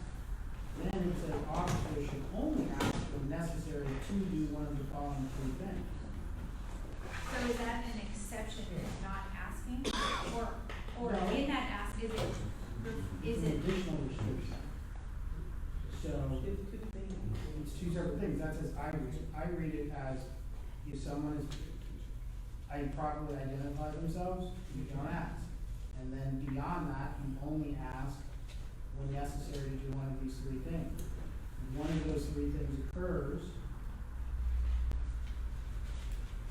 you do so, you ask the question respectfully, and when it has been determined that it's necessary to do, then it should be checked by, the status should be checked by, records. That's how I. So should it say if? If it's limiting. So it seems to me that this is not saying you never ask the question. It's simply saying we are going to reduce the incidence in very restricted circumstances. I think we're saying it's not an automatic, and if it needs to be happen, these are the instances about which it has to happen, and when it has to happen, you're gonna do it in a respectful manner, and this is the process by which you have to follow in order to find out the information. That's exactly what he said. I will caution that the department doesn't seem to have a problem with this language. I will caution that the majority of commissions are ready to vote on it, and I will caution that if we have an agreement that, to quote you on this specifically, if it looks like it's fixed, let's not find a way to break it. And so but let's continue the discussion. I just think we're there. So if we're trying to find more elasticity within this argument, that it might just not have enough. we might just break what we're doing. So if we're there, we should be there. Commissioner, I just have one question, just to make sure. And this is on the sentence that's when officers determined to be necessary, probation and parole status shall be checked by records check. And just to understand, you're understanding. So that I understand what this means. This is when the officers determined to be necessary. I was under the three checks to ask the question. And this doesn't say that they'll ask the question, it'll say that they'll check via radio. Does that mean that they'll check via radio before they ask the question? I'm sorry, I'm kind of. Yeah, no, it's a problem now that we've reorganized. It's a problem now that we've reorganized because number two, one of the reasons why they could ask is to sort out multiple computer returns on common names. But that doesn't make any sense if they haven't done the computer check, the records check.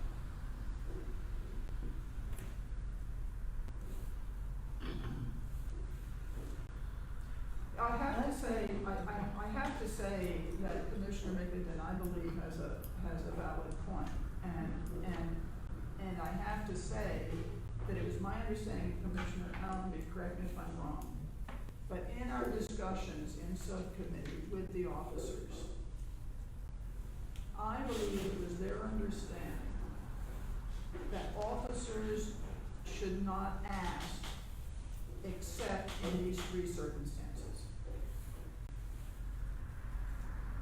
Okay, so I would suggest then that you just take the first sentence of the second paragraph and put it at the bottom.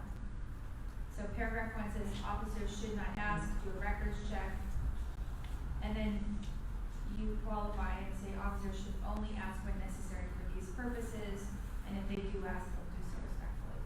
I guess it's fine. Well, that's more or less the way we had it to begin with. Yeah. Yeah. So what about the line when officers determine it to be necessary? It stays in the first line or that goes away? I think, can I just say, because I think that is, you just hit on what caused me confusion at least. That clause, when officers determine to be necessary. I think what they're saying is that's necessary to determine whether someone's on probation or parole, that they should be doing that by a records check. Yeah, I think that That's my confusion. I think that if you were to say probation or parole status shall be checked by records check, you take that out. If you take the when officers determine, because it's just it kind of like a revolving door. I mean, if you just say probation or parole status shall be checked by records check. No, that makes it sound like always. That's the reason we put it in there when it's determined to be necessary. You don't want to require them to check the records every time. That's why we said when it's determined to be necessary. And you need to put necessary to do what? So you can just put in a clause that says To learn of probation or parole. necessary to verify, or check probation or parole. Yeah. Otherwise it gets confusing. When officers determine it to be when officers determine it to be necessary to Determine if the person's on probation or parole. learn probation or parole status.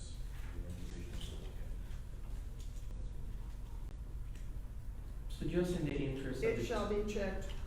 So just in the interest of discussion and process, because we still have a second Yes. option to discuss. Yeah. So just a feeler, not a directive, not a full suggestion. Do we think that we need to work on the language and bring it back and move on to the second item and discuss it?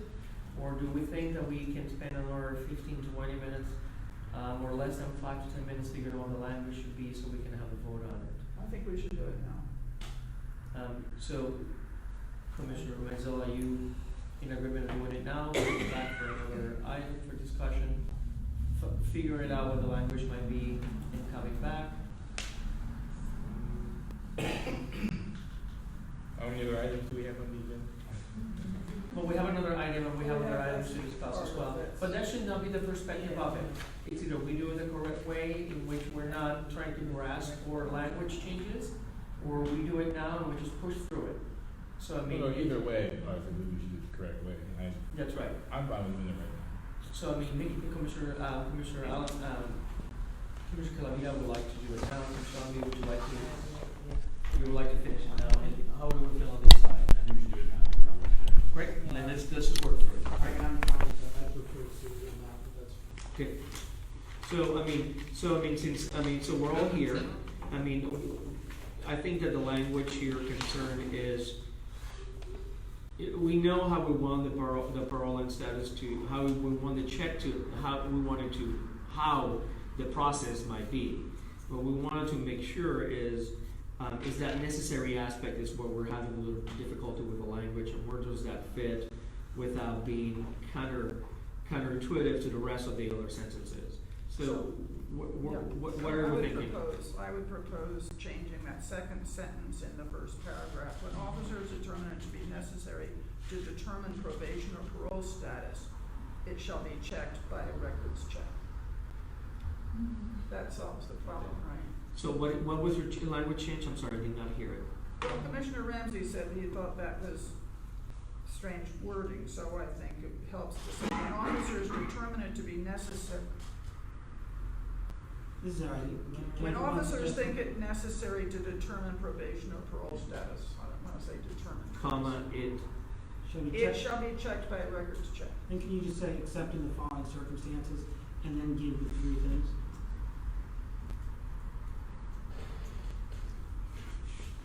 Well, I think that's confusing, except in the following circumstances. That makes it sound like we're not going to check the records except in these. But your recommendation might be just to add to be necessary, and just give me that wording again, just for a second. When officers determine it To be necessary. When officers determine it to be necessary to determine probation or parole status, that's very awkward language. What's another word for determine?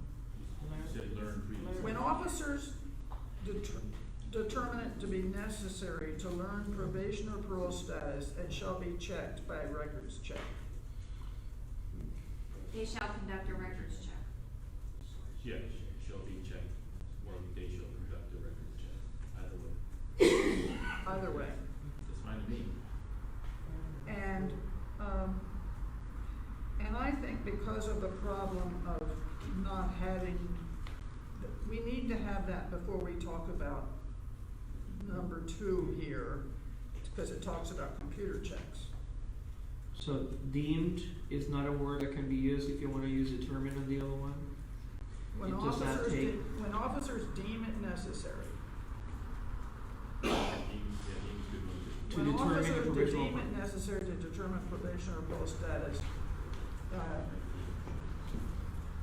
would that change it without sounding, I don't think so. Deemed That's and fine. determined, right? that's fine.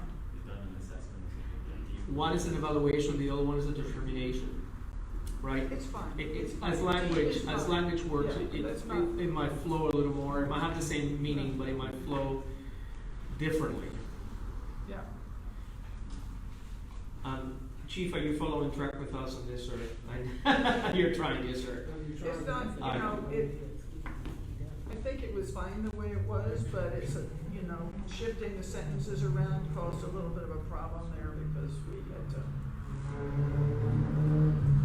How's everybody feeling about the possibility of this reconfiguration, this wording change? I know that Commissioner Ramsey is typing closely away, so he's typing, are you typing what it might sound like?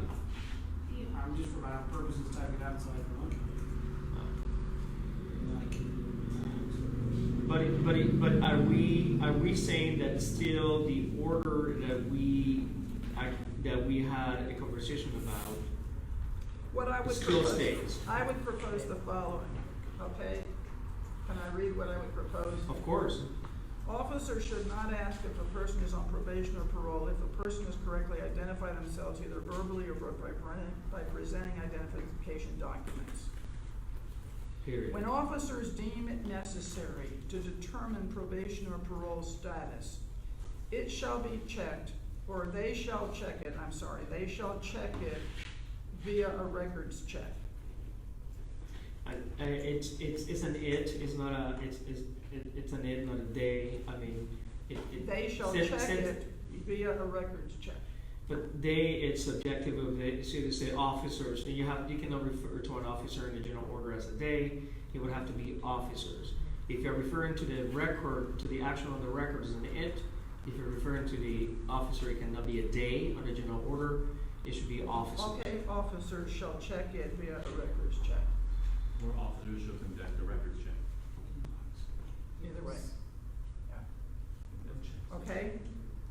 Then, officers, then skip the first line of the second paragraph. Officers should only ask when necessary, 1, 2, 3. Last sentence, if officers need to ask the question, are you on probation or parole, the officer shall ask respectfully, consider blah, blah, blah. Okay, so that's a little massage there. Did you get all that, Commissioner Ramsey and Chief? Do you have it, Ms. Lee? Ms. Lee? So is everyone clear on that change of language as my eye twitches? And thank you, because I think, listen, wordsmithing it's a reality in the work we do. Is everybody comfortable with that language? So I would like to reaffirm that the first line. Say a little louder just in case of the record can. Officers should, this is just about should and shall. Officers should. Sure. And then in the second paragraph, officers should only ask when necessary or shall. Which is it? We were in agreement on should. Okay, should. Then the last Absent an sentence, particular reason for failure to comply. Right? the officer shall ask respectfully in the last sentence, not just should. Yeah, we are fine with the shoulds and shall Okay. as they exist and the writing as they All right. exist. Is everyone clear on this No, not language? as they exist on this. Not as they exist on this, no. Because officers shall ask respectfully, not just should. And the first sentence, the second paragraph. First sentence of the second paragraph as it's Okay, written that's there. so everything stays the same with the should as it relates to the shoulds and shalls. Except for Everything that. says with the exception on that line, the officer Yeah. shall ask respectfully and consider that people may take offense at that question. Yeah, That's with the other language such as of deemed, determined, officers shall, with all those language changes, it's everyone clear what that sounds like. So can we make a motion, or you have? Just So if I'm understanding, that asking this question will be a rare event, I would hope. but not a total prohibition? Yes. Okay, great. so there is a language because the members of subcommittee are here. Commissioner Calavita, if you would care to make that motion on the record, and Commissioner Allen, if you were to second that motion on the record as members of the subcommittee, we can certainly move to a vote. Do we need Discussion Ms. and Lee- possible vote. Do we need Ms. Lee to read it? Ms. Lee, are you clear on the language? We should, because there have been so many articulate changes, maybe we should read it for the record. Let me read it out. Officers should not ask if a person is on probation or parole if the person has correctly identified themselves either verbally or by presenting identification documents. When officers deem it to be necessary, No. Oh, yes, I'm sorry. Yeah. when officers deem it to be necessary to determine probation or parole status, officers shall conduct a records check. Period. Period. Officers should only ask when necessary, and then 1, 2, 3. Can you pause for a moment, please? As written. Last sentence. If Hold officers, on. I'm sorry. So when officers deem it necessary to determine probation or parole status, officers shall conduct a records check. Is that correct? Yes. yeah. That is correct, sir. And then the next sentence is the one starting, officers should only ask when necessary. Yeah. 1, 2, 3, as written. That sentence didn't change. And then, last sentence, if officers need to ask the question, are you on probation or parole, the officer shall ask respectfully and consider that people may take offense at the question. Thank you, Ms. Lee, that sounds correct. Thank you so much. So that's the language on the table. Is there a motion on the floor? I move. Second. Moved by Commissioner Calavita, seconded by Commissioner Allenby. If there is no further discussion, seeing that there is none, I will entertain a vote. All in favor of the language and the motion say aye. Aye. Are there any abstentions? Are there any nays? Ms. Lee, the language on the first recommendations of the department and the city manager and the city council is unanimously approved. Okay. I have a question. Yes, sir, of course. So, what about if it doesn't meet those symptoms? I mean, I guess I'm curious, so you made the motion to affirm the language in part 1 here, then could there be a motion that the commission recommends that the department adopt this as a policy? I'm just saying, like, you don't need to go, on this, you don't need to go to council. But the thing here is that there's 2 points to this aspect. So if by any chance there isn't an agreement on the second point, we want to be able to send it to city manager and city council. Although there was an agreement on this first aspect of the discussion as presented by the subcommittee, there was not on the second one.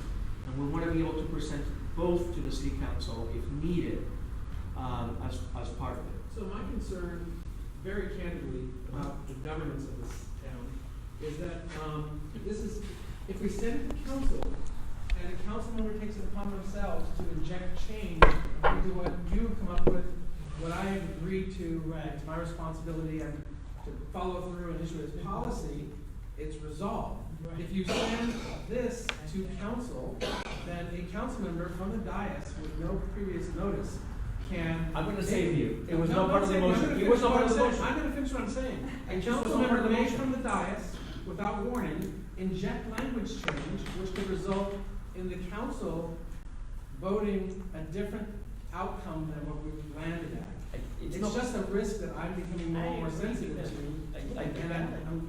I understand that.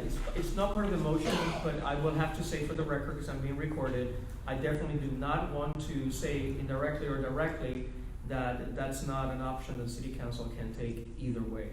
Because they're the elected officials, and as we were told, as it relates to the body worn camera and surveillance general order, they are the final arbiter at times of what policy will look like. But it's not part of the motion, so we have safeguarded that. Agree on policy change? If we have a disagreement with the department and city manager on that policy change, it should go to the city council as the final arbiter. Okay. I mean, again, if we are informed by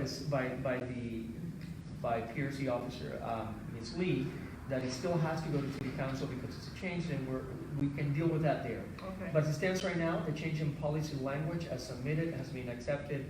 It will be put in place. Our work, we don't need to overly complicate it more. We might need to on the second aspect, but that's a win. So we're moving on to second. We're moving on to second item. Yes, sir. Huh? Not right.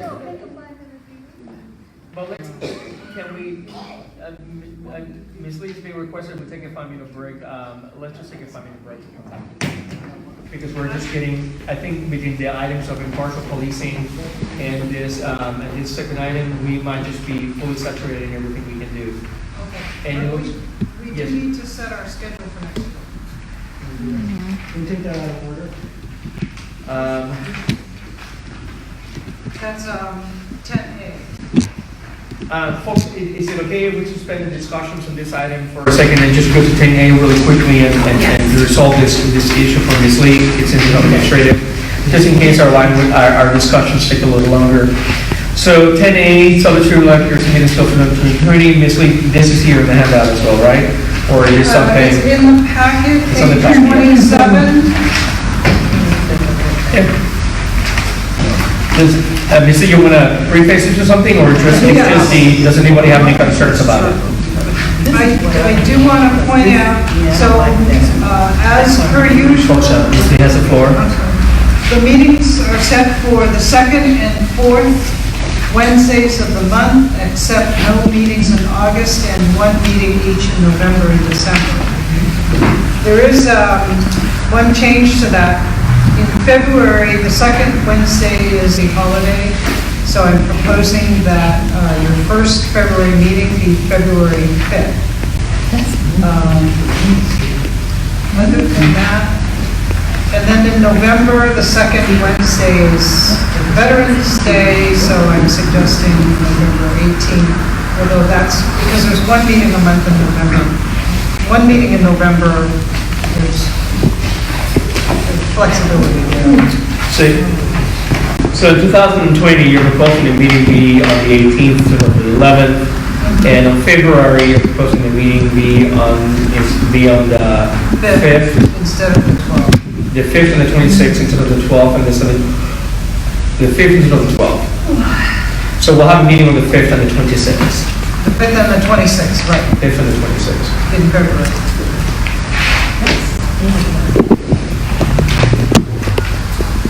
Does folks have any questions with those changes?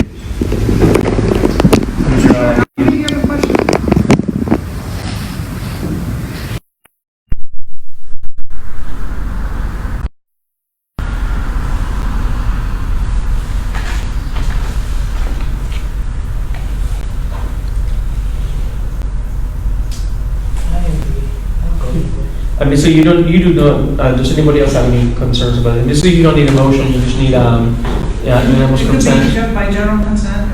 Yeah, if there's no concerns about this, I understand some of the changes, but that's the reality of how things work. I mean, if there are no concerns about the schedule change, Ms. Lee, it seems to me that it's unanimous consent.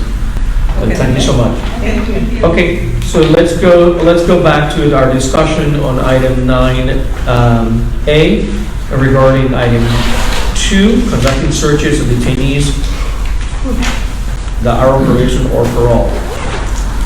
Okay, so you want to do just a quick preamble preface of this, Commissioner Paladino? Yes, very quick. California is one of only 9 states that allows for fourth waiver searches. That is a search based on the fact that somebody's on probation or parole or other post-release status, supervised status.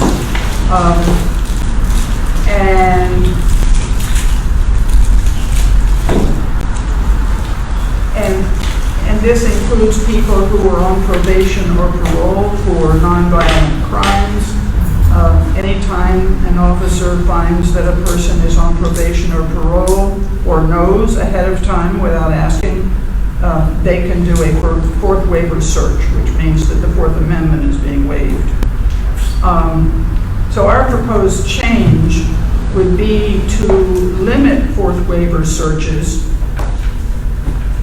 to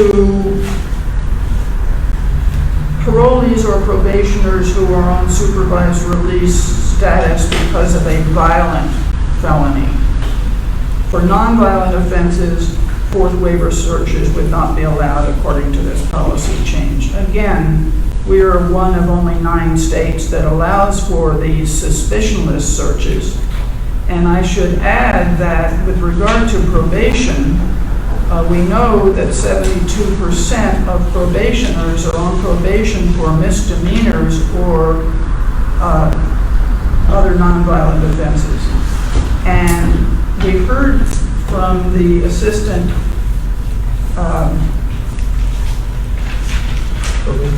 probation officer, Department of Probation officer last month, that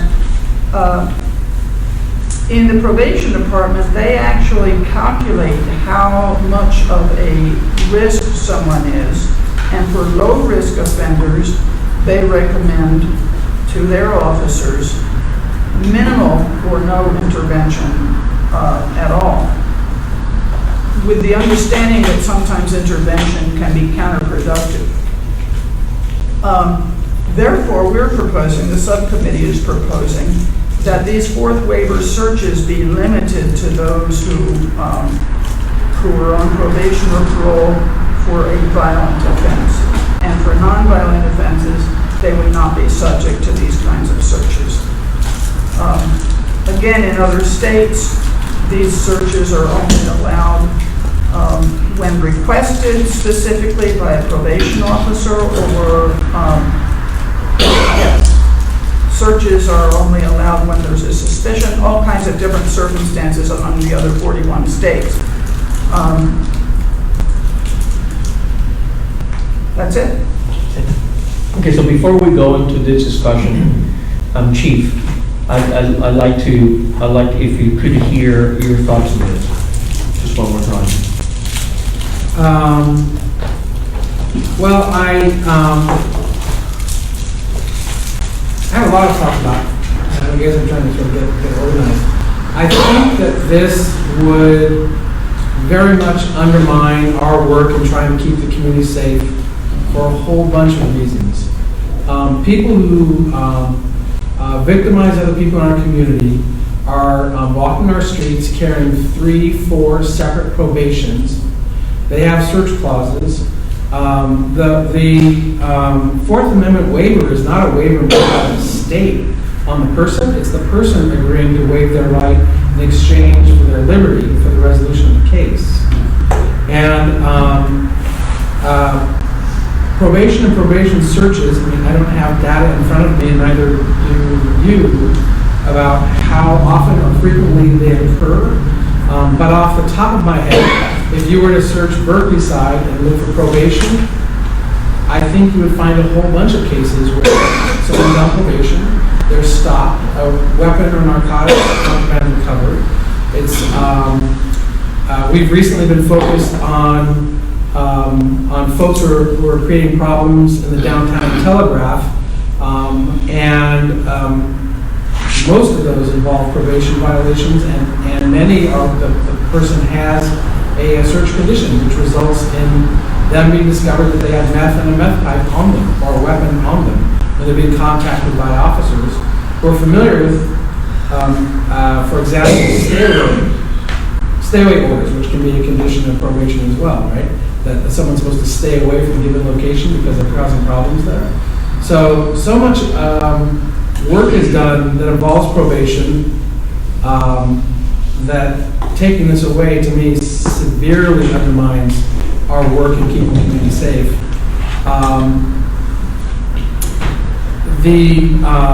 I would take big issue with the violent offenders. This is being framed as something about violent and non-violent offenders. People who are engaged in intimidating or intimidating behavior, or people who are acting like with impunity, without any accountability, create and are a real safety concern in our community, and we're working to address that. Probation is a piece of that. Enforcement strategy. Probation is something that a person agrees to in order to be held accountable for complying with the law.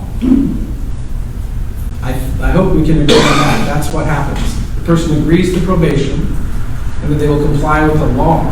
And the whole structure of probation is that accountability can be brought upon the person. So are they complying with the condition of their probation? The probation and search clauses are a piece of that puzzle. What I heard was that the probation department has nowhere near the resources to actually supervise probationers who are in our community, and that they rely on law enforcement contacts and activity to supplement or aid in the holding of a person accountability through probation. Like, we're a piece of that accountability structure. So those are some of my high level thoughts, and I think that I would ask the commission to really dive into and get a lot more information about probation searches and actual incidents that happen. Like, look into those things before you suggest that an officer is not going to be able to exercise probation. I don't know if I'm missing anything, or there's any way you'd like to rephrase it. I mean, Lieutenant Linden now is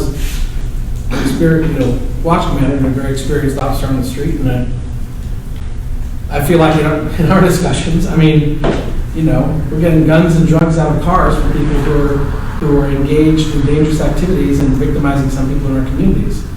And to take away probation searches is problematic. That means we're not recovering guns, we're not recovering drugs, and there's no accountability to the person.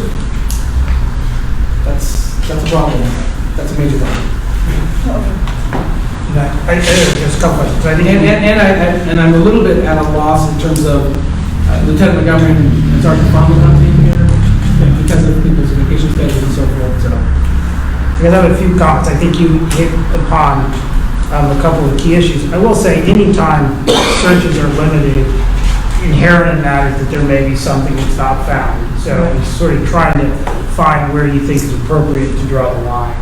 I mean, you could change the Constitution and allow people to search, more liberally, and I'm sure there'd be more weapons that would be found. So it's a matter of where you draw the line. There's always, when you draw that line, there's always the possibility of allowing searches to be more liberal and more easy to discover contraband. But I still think you hit on the key point, which is I see this, and there's sort of two things that I wanted to focus on, and that's, to me, this seems about, the real question here is how intense we want to allow this level of supervision to be. Essentially, should the police department, to what extent we think the police department, I would call it an extension, be used as an extension of the probation department to supervise people who are on probation. And the reason it seems that way to me in reading this is that first, it says that this only applies in the second sentence of nonviolent offenses where there are no articulable facts that demonstrate that an individual, it actually says it's connected in some way to criminal activity. So that is actually a lower standard than even a Terry stop. Because a Terry stop would say that there are no articulable facts that the person committed a crime. And so this is that it's even lower than that, no articulable facts to demonstrate that they were connected in some way to criminal activity, not even that they committed a crime. So this is, this only applies in a limited number of circumstances, which essentially to me seems is almost only consensual stops for nonviolent offenses. And so it's talking about the intensity of the supervision on probation to the extent that the police is helping to extend the supervision that's done by probation officers. That's the category of searches that we're talking about, which to me seems like a small amount. But what I'm really interested in understanding, given that, is that the distinction that I see here that is being raised is the difference between nonviolent offenses and violent offenses. I'm not totally sure that that is the proper distinction to make in deciding whether probation should be, I'll call it, more intensely applied with the sort of assistance of police in terms of being able to search people. Just at the top of my head, I am, putting this out there for discussion. I tend to think that, okay, misdemeanor versus felony would be at least a more, apt distinction. But as someone pointed out at the last meeting, that there are some people who are currently on misdemeanor, but who may have had more serious offenses in their background. But still, at least for the purposes of the sort of intensity that one would expect of a particular type of probation, I would think that misdemeanor, which generally relates to court probation, are the kinds of probation where you generally don't think people need as intense supervision. In fact, those are the types of probation where you don't have to check in with the probation officer. So there is a statement that's being made by definitely definitely can think of some nonviolent felonies, or not even nonviolent felonies, some nonviolent, just nonviolent offenses, particularly nonviolent felonies, which may suggest that someone is dangerous and may need a more intense level of supervision. For example, you may be on probation for gun possession. And gun possession is not, under this definition, a violent offense. So you may have someone who's under gun possession, or maybe an assault weapon, or some sort of thing like that, which is not necessarily a violent offense. I also don't know whether, under this definition, this gets complicated, whether a drug distribution, it's just not even clear here, you're a drug trafficker, is that considered to be a violent offense or not? That raises other issues. But to me, that's, was the area that I was, very much, I was sort of interested in having a discussion and talking about, is this really the proper distinction, nonviolent offense versus misdemeanor, or versus felony versus misdemeanor, or even possibly breaking that into quadrants so that you're talking about misdemeanor, nonviolent, misdemeanor violent, felony violent, felony nonviolent. And I tend to think sort of misdemeanor nonviolent are the ones that, I would think would make more sense. The only other comment I would say, I did want to say in response to the chief's comment about, as part of probation, that one sort of accepts the clause. I mean, the search clause is not, it's distinct. It's distinct from being on probation. And I'm sure you would agree with this, it's a condition of probation that's only imposed in certain cases. There are lots of probation that is imposed that doesn't impose a search condition at all. So I don't think the fact that being on probation by itself is necessarily an acknowledgement that someone needs to be searched in order for them to be supervised. It's sort of levels of intensity that you have for supervision for particular types of probation. In fact, with certain probations, you have very specific types of search costs and prohibitions. So that's my just sort of tossing things out. One, I know it's a lot, but nonviolent versus violent, felony versus misdemeanor, where does it fall within those quadrants? And then also, how do we define crime of violence? I know last time, we have this definition here. Someone talked about it being tracked to the penal code statute, which I actually think there's lots of different statutes. I know there are lots of different statutes which actually define crimes of violence that lead to people being on probation. The federal statute, 18 U.S.C. 924, is completely different than the penal code statute, and then there are even different federal statutes which define crime of violence, the difference depending on whether the search to go. I just think we need to think about how we're defining violence, and then also think about misdemeanor versus felony. I tend to lean more towards misdemeanor nonviolent than just a felony and just a violence and a nonviolent distinction, because I can think of a lot of categories of nonviolent felonies that may require more of the intense kind of supervision that the chief is talking about. Okay? Yeah, I just want to reiterate one thing.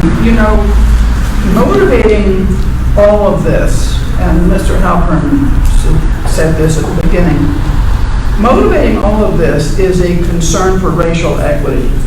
And what we know from the statistics is that by far the greatest number of the disproportionate number of people searched in Berkeley are people of color. And so one thing motivating this is issues of procedural justice, a desire for people of color in the community not to feel that they're perceived as marginal or criminal, and also to, quite frankly, reduce the number of searches to those who might truly be a danger to the community. And, the probation department has made a determination, the judge has made a determination in some cases that certain individuals are low risk and are not a danger to the community. And the subcommittee felt strongly that those individuals who the court has determined are not a danger to public safety should not be searched simply as a result of their probation status. So this is about, number one, this is about racial equity and a desire to reduce the number of people of color who are asked about probation and parole and subsequently searched, and limit it to only those who are indeed a danger to the community. Second, and related to that, is that absolutely, if there is any suspicion that the person is a danger, if there's a suspicion that, oh, maybe I see the butt of a gun sticking out from the seat, of course they should be searched. Okay, so this is not about people who are clearly dangerous not being searched. No, if there is a suspicion that they are connected to criminal activity or that they're a danger to the police officer or to the community, of course they should be searched. We're talking about suspicionless searches. And again, this whole thing has been driven by a concern for racial equity. I take what Commissioner Ramsey has said under, I respect that. I don't know how to solve that puzzle. We were talking here about the California Penal Code, not federal law, in terms of how the California Penal Code defines violent offenses. This is the same definition that they're using in Oakland, and it seems pretty clear cut. We could say felonies versus misdemeanor. I think that once we start slicing it up into 4 categories, it's going to confuse the officer. What about court versus? What about what? What about court probation versus,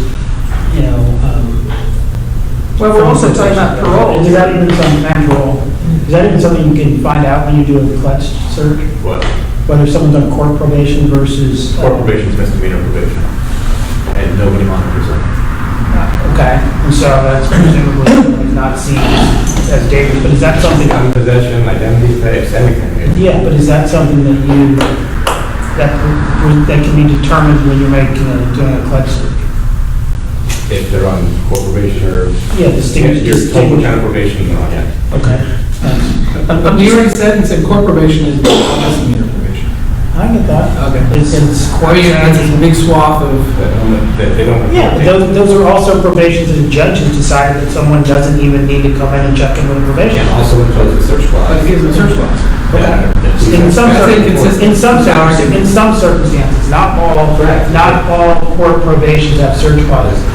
And the extent of the search clause is also something that varies from probation to probation. And the court and the judge impose this for that case, for that person to have a search clause or not.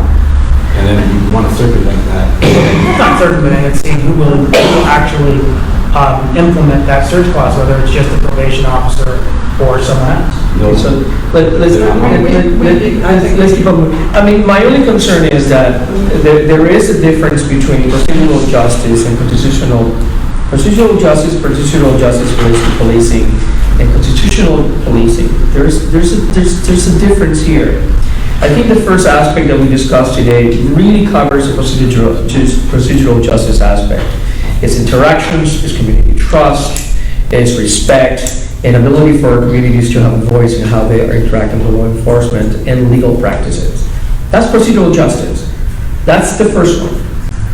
I understand how we can tie procedural justice to search clauses, but I think that I think we need to be careful how we use that term here, because I think procedural justice falls fully on the first aspect of our discussions today. I mean, and I just want to make sure that we understand what conditions for release, conditions for detention, they're much different than that. I'm having a problem myself, having seen the ability to create an equitable balance between how people are perceived or being targeted when they're getting searched, and the reasons why they're getting searched, against the obligation that we have as community members to ensure the police department have the ability to keep the community at large safe, and whether some kind of, by us precluding some kind of steps they can take, we are indirectly, even if it's just one instance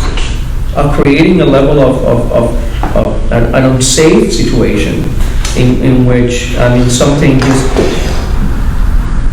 falls through the cracks. And so, I mean, to me, it's really difficult for me to say that if we have step number one, and that step number two should be able to be evaluated based on number one. And I'm not sure we're there. I'm just having problems with number two. I'm not following what you're saying there, but. I just believe that if you have a violent offense, even here, the language is may. I mean, to me, may present some concern. I mean, even on violent offenses, person protected, retained, or supervised release for violent offense may be searched pursuant to the terms of these revised release conditions. I grew up in communities of color that were ridden by crime. I mean, that's my background experience. I mean, and I can tell you that there is a balance here between the abuse of the power that any law enforcement institution can have in how they marginalize, subjugate members of communities of color. But the reality is that sometimes there are some aspects of the process that law enforcement go through that keeps communities safe. And I have seen it as I grew up. So I'm conflicted on number two. Very much I think we conflicted. just had our hand up for half an hour. Well, only for 5 minutes, but I dictate who speaks first. Go ahead, Commissioner. So back to the discussion of disparities. Kitty, do you think what we're really talking about here are yield rates? I was trying to think of a statistic in that audit that reflects this issue. Are we talking about yield rates? And if so, my second question is, are parole searches included in those yield rates, or were the parole searches separate from, say, searches of the broader community? You may not know that answer. They were all searches. It was all searches. Mm-hmm. So this yield rate issue, in the Venn diagram of addressing it, I think actually belongs to both of your committees. This fairness in policing, and this search issue. I don't feel that this is the right proposal at this moment, but I'm extremely glad that we're having a conversation. What stuck out to me when I read it was, to me, burglary is a serious thing. Just because a person isn't physically harmed, it is psychologically damaging. And if someone is on parole or probation for burglary and the police department can't search to see if that person is in possession of stolen goods, then is there any accountability? Or say for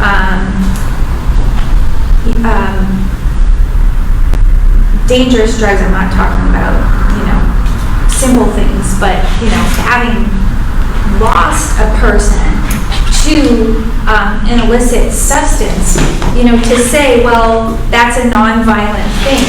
Well, is it nonviolent? Someone can die from that. Is it nonviolent? And if someone is on probation or parole for controlled substances, do we not want that to search? That has real consequences in people's lives. So I think this is incredibly valuable.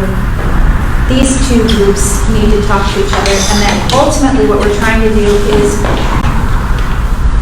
have parity in the yield rates so that different groups are treated with parity in the system. So that's my opinion. Yeah, I'm not sure if we're asking the right question. I do respect definitely your answer, but as Commissioner Adams mentioned earlier, it says right here for releasing nonviolent offenses is connected in some way to criminal activity. That to me feels very lenient, the standard, very open for interpretation, that allows officers, if they believe, it says if everything is in some way connected to criminal activity, that's allows for search in likely the vast majority of scenarios, even under this currently presented definition. If there are articulable facts. Yes, if there are articulable facts that they are some way connected to criminal activity. So really all we're removing with this current language is totally searches that have no suspicion at all. No suspicion, no warrant. It's the kind of situation that Mr. Dean was talking about earlier. The individual is at the flea market, coming away from the flea market, and he was approached by an officer who knew ahead of time, so there was no question asked, that he was on probation, and searched it right then and there without any suspicion in front of his family. And this is why I'm linking it to procedural justice, George. You said that it really has no relationship. It does. It's about respect, which is the central component of procedural justice. Respect not just in words, you don't ask him the question, but in deed. Indeed. That's the essence of procedural justice. And so I can, I respect what you all are saying, and I can see that there's not any way consensus on this. But I would urge you to consider that I think it's central to this commission, not just to put it off on the working group, but if we're not going to consider policies that possibly have an ability to reduce racial inequality. I don't think anybody's saying that. I think we should pursue this in earnest. Chance to finish. Okay, I'm just saying that I don't think just because there's not a working group, we have to not consider this within our group, because it's central to what we do here, to consider reviews of policies and establishing new policies in the interest of moving ahead in this country in terms of racial equality. And yes, it seems maybe radical, but it's not radical. What's radical is what California is doing now. 41 other states don't do this.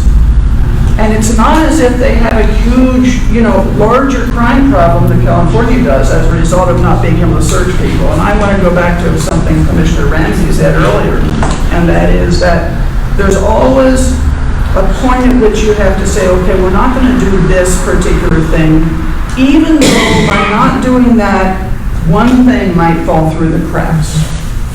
There might be a crime because we're not now searching everybody. But frankly, by that logic, we could just remove the Fourth Amendment altogether and search everybody without suspicion, and you would catch all kinds of stuff. You would prevent all kinds of crimes by doing that. But that's not a good reason to do it. And so, if there's a suspicion of criminal activity that's going on, if there's suspicion that that individual has a gun in the car, you have reason to believe that that's the case, by all means. And if it's a known dangerous individual because they've committed a violent felony in the past, by all means, although I have to say this here is a compromise from where I originally started. I originally thought no fourth waiver searches. In any case, I would be interested in figuring out how we can determine, which offenses would allow for searches and which would not, along the lines of what Commissioner Ramsey was saying. But I would urge us to consider these kinds of policy changes seriously in the face of the kind of racial inequality problems we have in this country, including in Berkeley. And I don't disagree. I think what I'm caught up is in violent and these non-violent offenses. I mean, if someone has a non-violent offense, I see the value there. Violent offenses is where I am. Violent offenses is where I have a problem with. Chief, this discussion about parsing out what would be a misdemeanor, non-violent offense, that kind of specificity that Ramsey spoke about and Commissioner Calavita just spoke about, if that's something that could be fitted in a general order to make sense, to create all those levels of determination of what is and what is not. I think it'd be super complicated to try to invoke some sort of schema that the officer to work through in their determination about whether or not to whether or not to enforce, or whether or not to implement a search, a search clause that's been assigned, by the judge. It's very. I may not necessarily shoot this down in a moment, but I just know that my folks will instantly start firing all sorts of scenarios that make this very, very complicated to actually use. If the policy is overly complicated, that's no good. It doesn't provide clarity for our people, which they deserve as well. And I have the yield rate discussion. If we're talking about Berkeley data, I don't know that data shows what the actual result of the search is. It just shows the search was conducted. So let's be careful about how we use the data, and which I'm looking for those discussions with Commissioner Ramsey and so forth. So before we jump to, we think we know it's a yield data, I don't know what to do. And frankly, or not frankly, also, I understand when people see police contact or detain somebody, the person appears to have done nothing wrong. That there's all of a sudden the cop is detaining them and taking some action. That I understand that appears upsetting to somebody observing it. We have a system where anybody can raise the complaint and say, that what I just saw I think was wrong, and I want to file a complaint about it and have it investigated.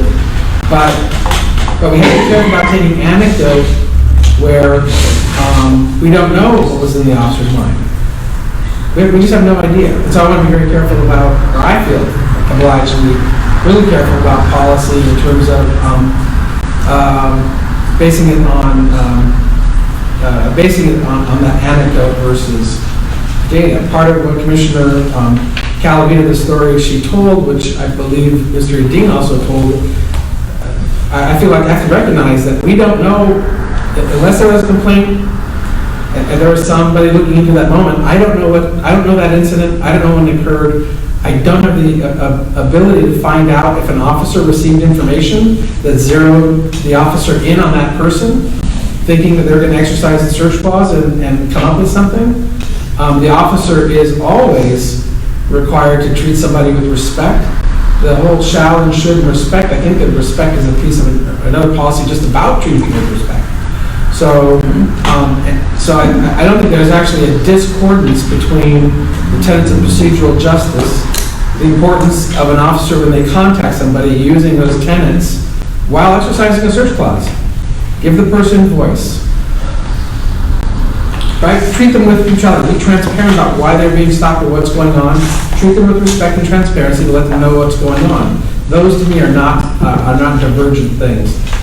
But too long of an answer. I can jump real fast. If we're considering just suspicionless search, not anything that would pertain to reasonable suspicion, obviously not probable cause.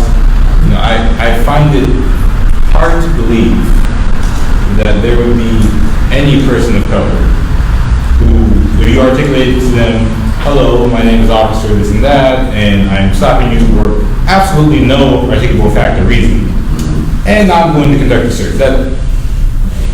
That can't be a relationship of respect.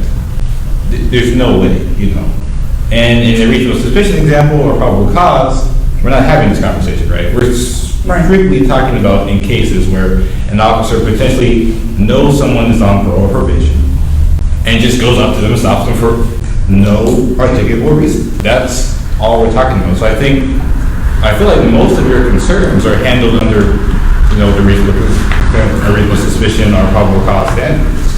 I feel like this is limiting, just removing, aspect. I think we want to remove any potential for someone just being targeted for no reason, which we know the data likely shows leads to racial disparities. So in the words, I don't necessarily agree with projections about the data. It seems to me that, this is a very important conversation, and I have to say that I don't think I'm educated enough right now to make a decision, but I also don't want this to fail. So would it be prudent for us to say, because I think this is a valid conversation and the work is extremely important.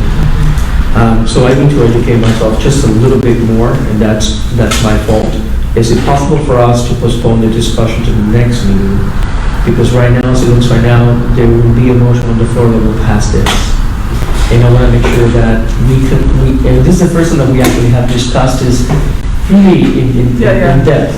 And I think that we need to pass something here, and I don't want to do a disservice to this. And as I said, I think that this is a lot for us to think about, particularly as it relates to how is this priority seen, and I agree with you. It's regardless of whether information was given or not. There isn't also a proof that someone in law enforcement cannot have a bias against someone because they know that they're an offender in the past and not act on that. And that creates a disparity for the person, particularly if the person is not engaged in criminal activity. And that's not proper either. So I think we need to table this, bring it back to the next commission for discussion. There's a lot of officers to think about. Come back, take a break from where we are here, come back, discuss it, and get it done, if that's okay with everyone. January 8th. Yes, ma'am. Can I have just a recommendation? I agree with that, but, and I'll try to, but may also, to the extent people think that there's other language or other bases in which search and non-searches should be delineated, maybe we can submit those ahead of time so they can be included in the agenda. The packet? To mislead, yes, of course. If there's any language that you think it would be more pertinent to move this one way or the other, I mean, we can certainly submit it to mislead so we can have it, and we can look at it even before we get to the meeting. We're going to have to vote on this one way or the other, and I just want to make sure that whatever we vote on is something that we can work with. Sure. What other information would we looking to garner? I know we don't have. I'm not sure, but I'm a vote counter, and right now you don't have to vote to pass it as it stands in language. I just don't know. We're here. We're not at the motion stage, at the discussion on the vote, and the vote will be successful right now. And even if I decided to abstain, I'm not sure we're there. And I want to make sure that I vote in the positive for the work of the subcommittee. And I think we need a little more time to sit down and think of what we just discussed here. And it seems to me that is a will of the full commission, so we're going to table into the next meeting. Is there a vote that can be called on that? You would have to make a motion on the acceptance of the language as it's written, or you would have to make a motion on the language with any difference right now. And based on that, you would have to get a second. You would have to go into discussion and then do a vote. I guess my frustration is that this policy, comparatively to a vast range of potential policies, is not remotely replicable. It isn't something mind-bending. It isn't something that hasn't been previously studied or known about. In fact, it's mentioned as law in 40 states. I don't know what other, we're not going to have a study by January 8th that tells us exact stats on all these searches and racial disparities and how it affects. That's not going to happen on January 8th. This language might not be perfect, but considering we took the time for the previous item to reorder sentences for probably 45 minutes, I feel, we can word this properly tonight. We only have 10 minutes. We only have 10 minutes left until the meeting closes. In my experience as a commissioner chair for a long time, when you push the vote doesn't work in your favor. And right now, I have to tell you very honestly that sometimes it's better just to take a step back and then take a step forward. And I think I'm looking to my right, and I'm not sure whether to my right, and I hate to put words in anyone's ear, I'm not sure we're ready to vote on this. So, I like Commissioner Ramsey's idea, though, that if we have ideas with regard to these different categories of offenses, for example, we can facilitate. What does that mean? It's the world and going on low battery. Expedite this at the next meeting. I want to, just a comment. that's fine to wordsmith, but what I don't want to happen is that we just sort of narrow in on this piece of paper and that's all we're thinking about. This is a wider discussion, and I think we did get stats on yield rates, and I don't remember what they indicated, but I'd like to go back and look at that. This is a wider, ongoing discussion. So there may be some points where we take action, but regardless, broad thinking and consistent thinking will matter in the long term, even without this piece of paper. So it bothers me when we just start to get narrow in the thinking. I'm not sure this is the right framework or approach, or that it even addresses the measurement that we're trying to affect, which I think, and I'll confirm before we meet again in January, is yield rates. And you weren't here. What it means is that when you sort people into categories and see who was searched, what that revealed an equal proportion of searches that revealed something. In other words, you're not searching one category more than another. You're searching categories equally, and the yield rates are approximately the same. So that's all I want to say. The yield rate statistic was that despite the fact that, or maybe because of the fact that people of color are searched more often, stopped and searched more often, the yield rates are higher for whites. That's the yield rate data that come out of the CPE report, but yield rate, believe entails a whole, and I think it includes arrests, tickets, everything. But it's higher for whites than it is for people of color. So, yeah. So we'll postpone this item B, Ms. Lee, to the next meeting. I have to extend this meeting just a little bit longer because I did say that I was going to get to item 10P. There's just two members here just for that, so I want to open the floor really quickly because the chief is here to have the concerns. And the concerns, I know that there's a task force, we talked about that, we know that this is there, but I think the concerns are pretty much centered on what is the implementation of the training looking like right now in terms of impartial, fair and policing general order. So Mr. Mansour, because the chief is here and he can listen to this as we continue to move forward with this general order, I'll give you the floor for 3 minutes each, if that's okay. Yes, please, sir. Okay. It was passed in 2014, and in my opinion, we have been seeking for the police department to have specific data that could determine the activities of officers in the field that would might or might not require some level of accountability. But that data has not been brought forth to this point. We've seen raw data, but not specific data dealing with specific officers and how they're policing our streets in Berkeley. And I think, in my opinion, if this policy had been fully implemented by the Berkeley Police Department, some of the things we're talking about today will be unnecessary. And we've heard in the past that the police department would hire a data analysis person to determine how, to look at the data to determine how this city is being policed, and that hasn't happened. And I really would like to know when it's going to happen. Another issue is to make sure that the police officers themselves have been trained properly, as stated in this, in the report itself. So those are some things I'm really concerned about. I still see what I see. We're still after, going on 6 years, we're still looking at disproportionality in stops, searches, handcuffs, and those type of things of people of color, particularly African Americans. in the city.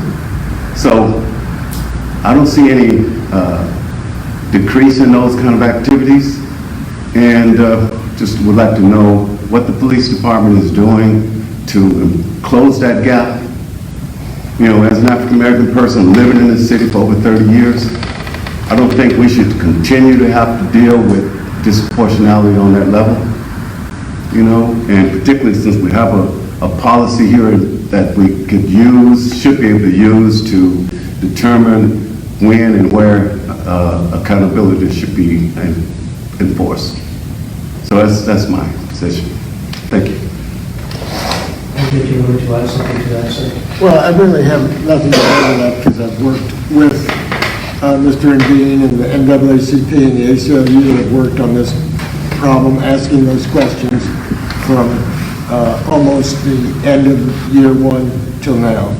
And I realize the task force and the working group is dealing with a lot of these disparities, but we're not sure how the police department uses this policy, how they view this policy, and whether there is training follow-up. So those are the, aside from what Mansour has just said, those are concerns. Thank you. Does anyone have a question for Mr. Mansour or Mr. Halpern? So, Chief, it seems to me that the concerns here have to deal with how is the general order being used, how is it viewed by the department in general, how is it being implemented, and how is the training going on, as a particular correlation to the concerns that continue to be visible in the community about disparity in treatment. And that regardless of how the task force is dealing with them, whether the department is ready to have, whether the department has sometime have an answer to these concerns. And I'm not prejudging the answer or the specificity of it, but if the general order has been for a long time, I mean, have we seen any differences? Should we see more differences than now? And how is it interacting with members of the community of color in Berkeley? I don't have an answer for you in minutes. And this policy is in place. We've done extensive training over time. Conceptually, we're talking about this exact same thing that the mayor of the task force is setting up, and we're putting resources towards an RFP for analysis and facilitation, at least from my understanding. We're at early stages of that.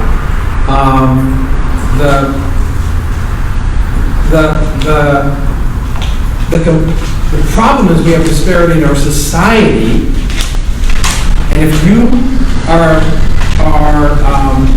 attaching disparity to population demographics, that's a big discussion, because we have lots. I mean, we talked about this with the CPE with the CPE presentation.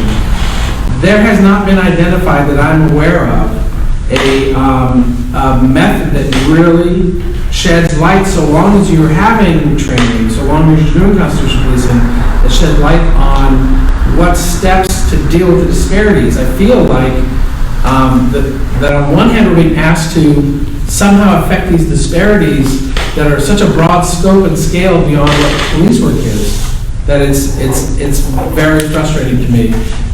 As someone who is concerned about disparity, but what exactly do we do? Do police officers stop stopping people?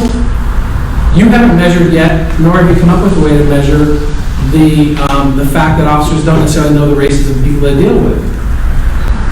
I mean, there's a whole bunch of discussions on this. I really feel it's unfair for Mr. Halpern, Mr. Dean, Mr. Williams, and the commission to have much of a discussion about it at 10:08 at night. So, I mean, the policy's in place. If there's a specific, the most specific thing that I have sort of pending is that we should just contract out to redo the fair and impartial policing training that Lord Friedel brought to the agency, but I don't know that this commission is aware of all the training we've done over the many years. But one option is to go with a firm to do a full retraining on implicit bias and fair and impartial policing, which is an element of trying to address these issues. And we will continue the conversation. I think we're trying to keep the conversation based on what the expectations are, what the perceptions are, and how do we get them so the community feels comfortable with interactions with law enforcement. But we'll leave it at that. Right. I mean, I guess. And we'll continue the conversation. 1 minute, because we have to go to public comment. Or would you like to say the public comment and get 3 minutes? You know, we have disparities, but we also have a disparity in the yield rate as well. You know, the number of people being stopped, and there's no ticket, no arrest, and the gap is wide. But the debate would go, should we give a ticket to every person that we stop? No, I'm not saying that. Because I think if officers stop someone, if they committed a crime, they would get a ticket. But I would say that officers work in their discretion to give citations or to not give citations, may give warnings, and that's a whole other discussion. Like, I mean, officers use, my experience too is officers are sensitive to, believe it or not, but officers are sensitive to privilege and have a sensitivity to bringing down the weight of the state on people. So it's not that, I just feel like we have not got our arms around it. It's not a police department failure of any kind, but we haven't had some of these discussions, and I'm wary. I don't wish to be confrontational, but I just like, I'm not opening my mouth every time someone says something that I believe is something we should, there's issues we should talk about. But just for example, on the yield rate, or what some folks have called the yield rate, what about officers who may make a traffic stop for whatever reason and choose to give the person a warning or not issue a citation? Oh, move right down the street, like there's a minor traffic citation, an issue, whatever the officer stops for, and then they exercise their ability. I don't know that we're measuring that. So this is what's good about this conversation. We see that it has to be ongoing, it has to be interactive. But I want to go to, so I thank you again for your patience, for being here this late. Sorry by dealing with the service. Obviously that other conversation took longer. Thank you, Chief, for the willingness to even at this late time to engage in it. So I appreciate that as well. And with that, we'll go into public comment. Yes, sir.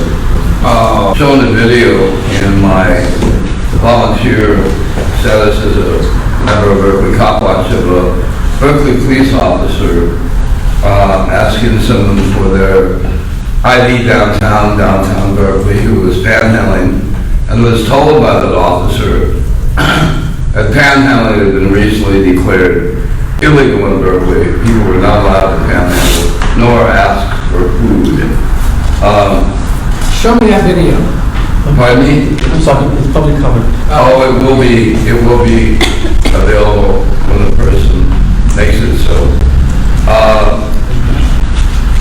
The person was not given a ticket, obviously, because it's not a crime to panhandle or ask for food in Berkeley. 1 minute. It's important to realize that distrust can arise from a very, very small issue like that. Apparently, well, I see it, it's a position of privilege for me to say it's small. For the person on the house or the street, it's a big deal, you know. I think we need to realize that privilege does not only mean white privilege, although that's a huge one.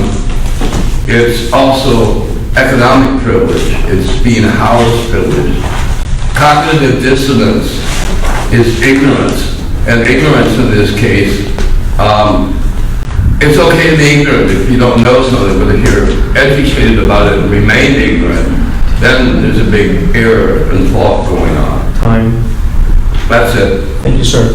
You're welcome. Mr. Lindman, please. Yeah, thank you, first former commissioner here. I agree, I think with the sentiment of the chair that just interpreting. We are trying to work together. We're trying to depolarize the conversation. I think that's incredibly important. I think that's the importance of the task force. If it can achieve its objective, it's going to have to be that way. I think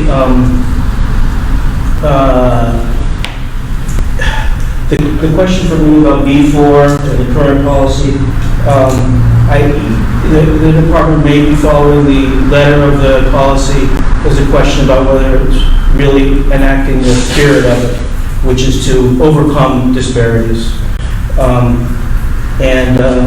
think that in the spirit of depolarizing, I think it's both a national cultural issue and the responsibility of the locality, the municipality, the people, and the police department. And there are some things that are within the control of the department, and specifically the best case is around the yield rate, which I think is very little understood. I think that it's not an issue about the citations so much as it is an issue about the stop. The problem is, why are the stops happening? And I have no interest in prejudging the answer. I'm not coming in, I don't think anyone's coming in with a judgment that this is profiling or any specific thing. I think there is more data to come out. 1 minute. And I think that the community and the mayor, the task force needs the assistance of the department to open up and look under the hood and really understand and have a process to walk through what's really going on here, because we can't know everything. We can't know everything until we have the tools and the information from the inside to get it. But that yield rate is very troubling. It's a 2-to-1 yield rate disparity between African Americans and whites. That's a large disparity. That's not like it's 40-30 or something. Thank you. Let's work together. Anyone for public comment? Seeing as there's none, we stand adjourned at 10:17.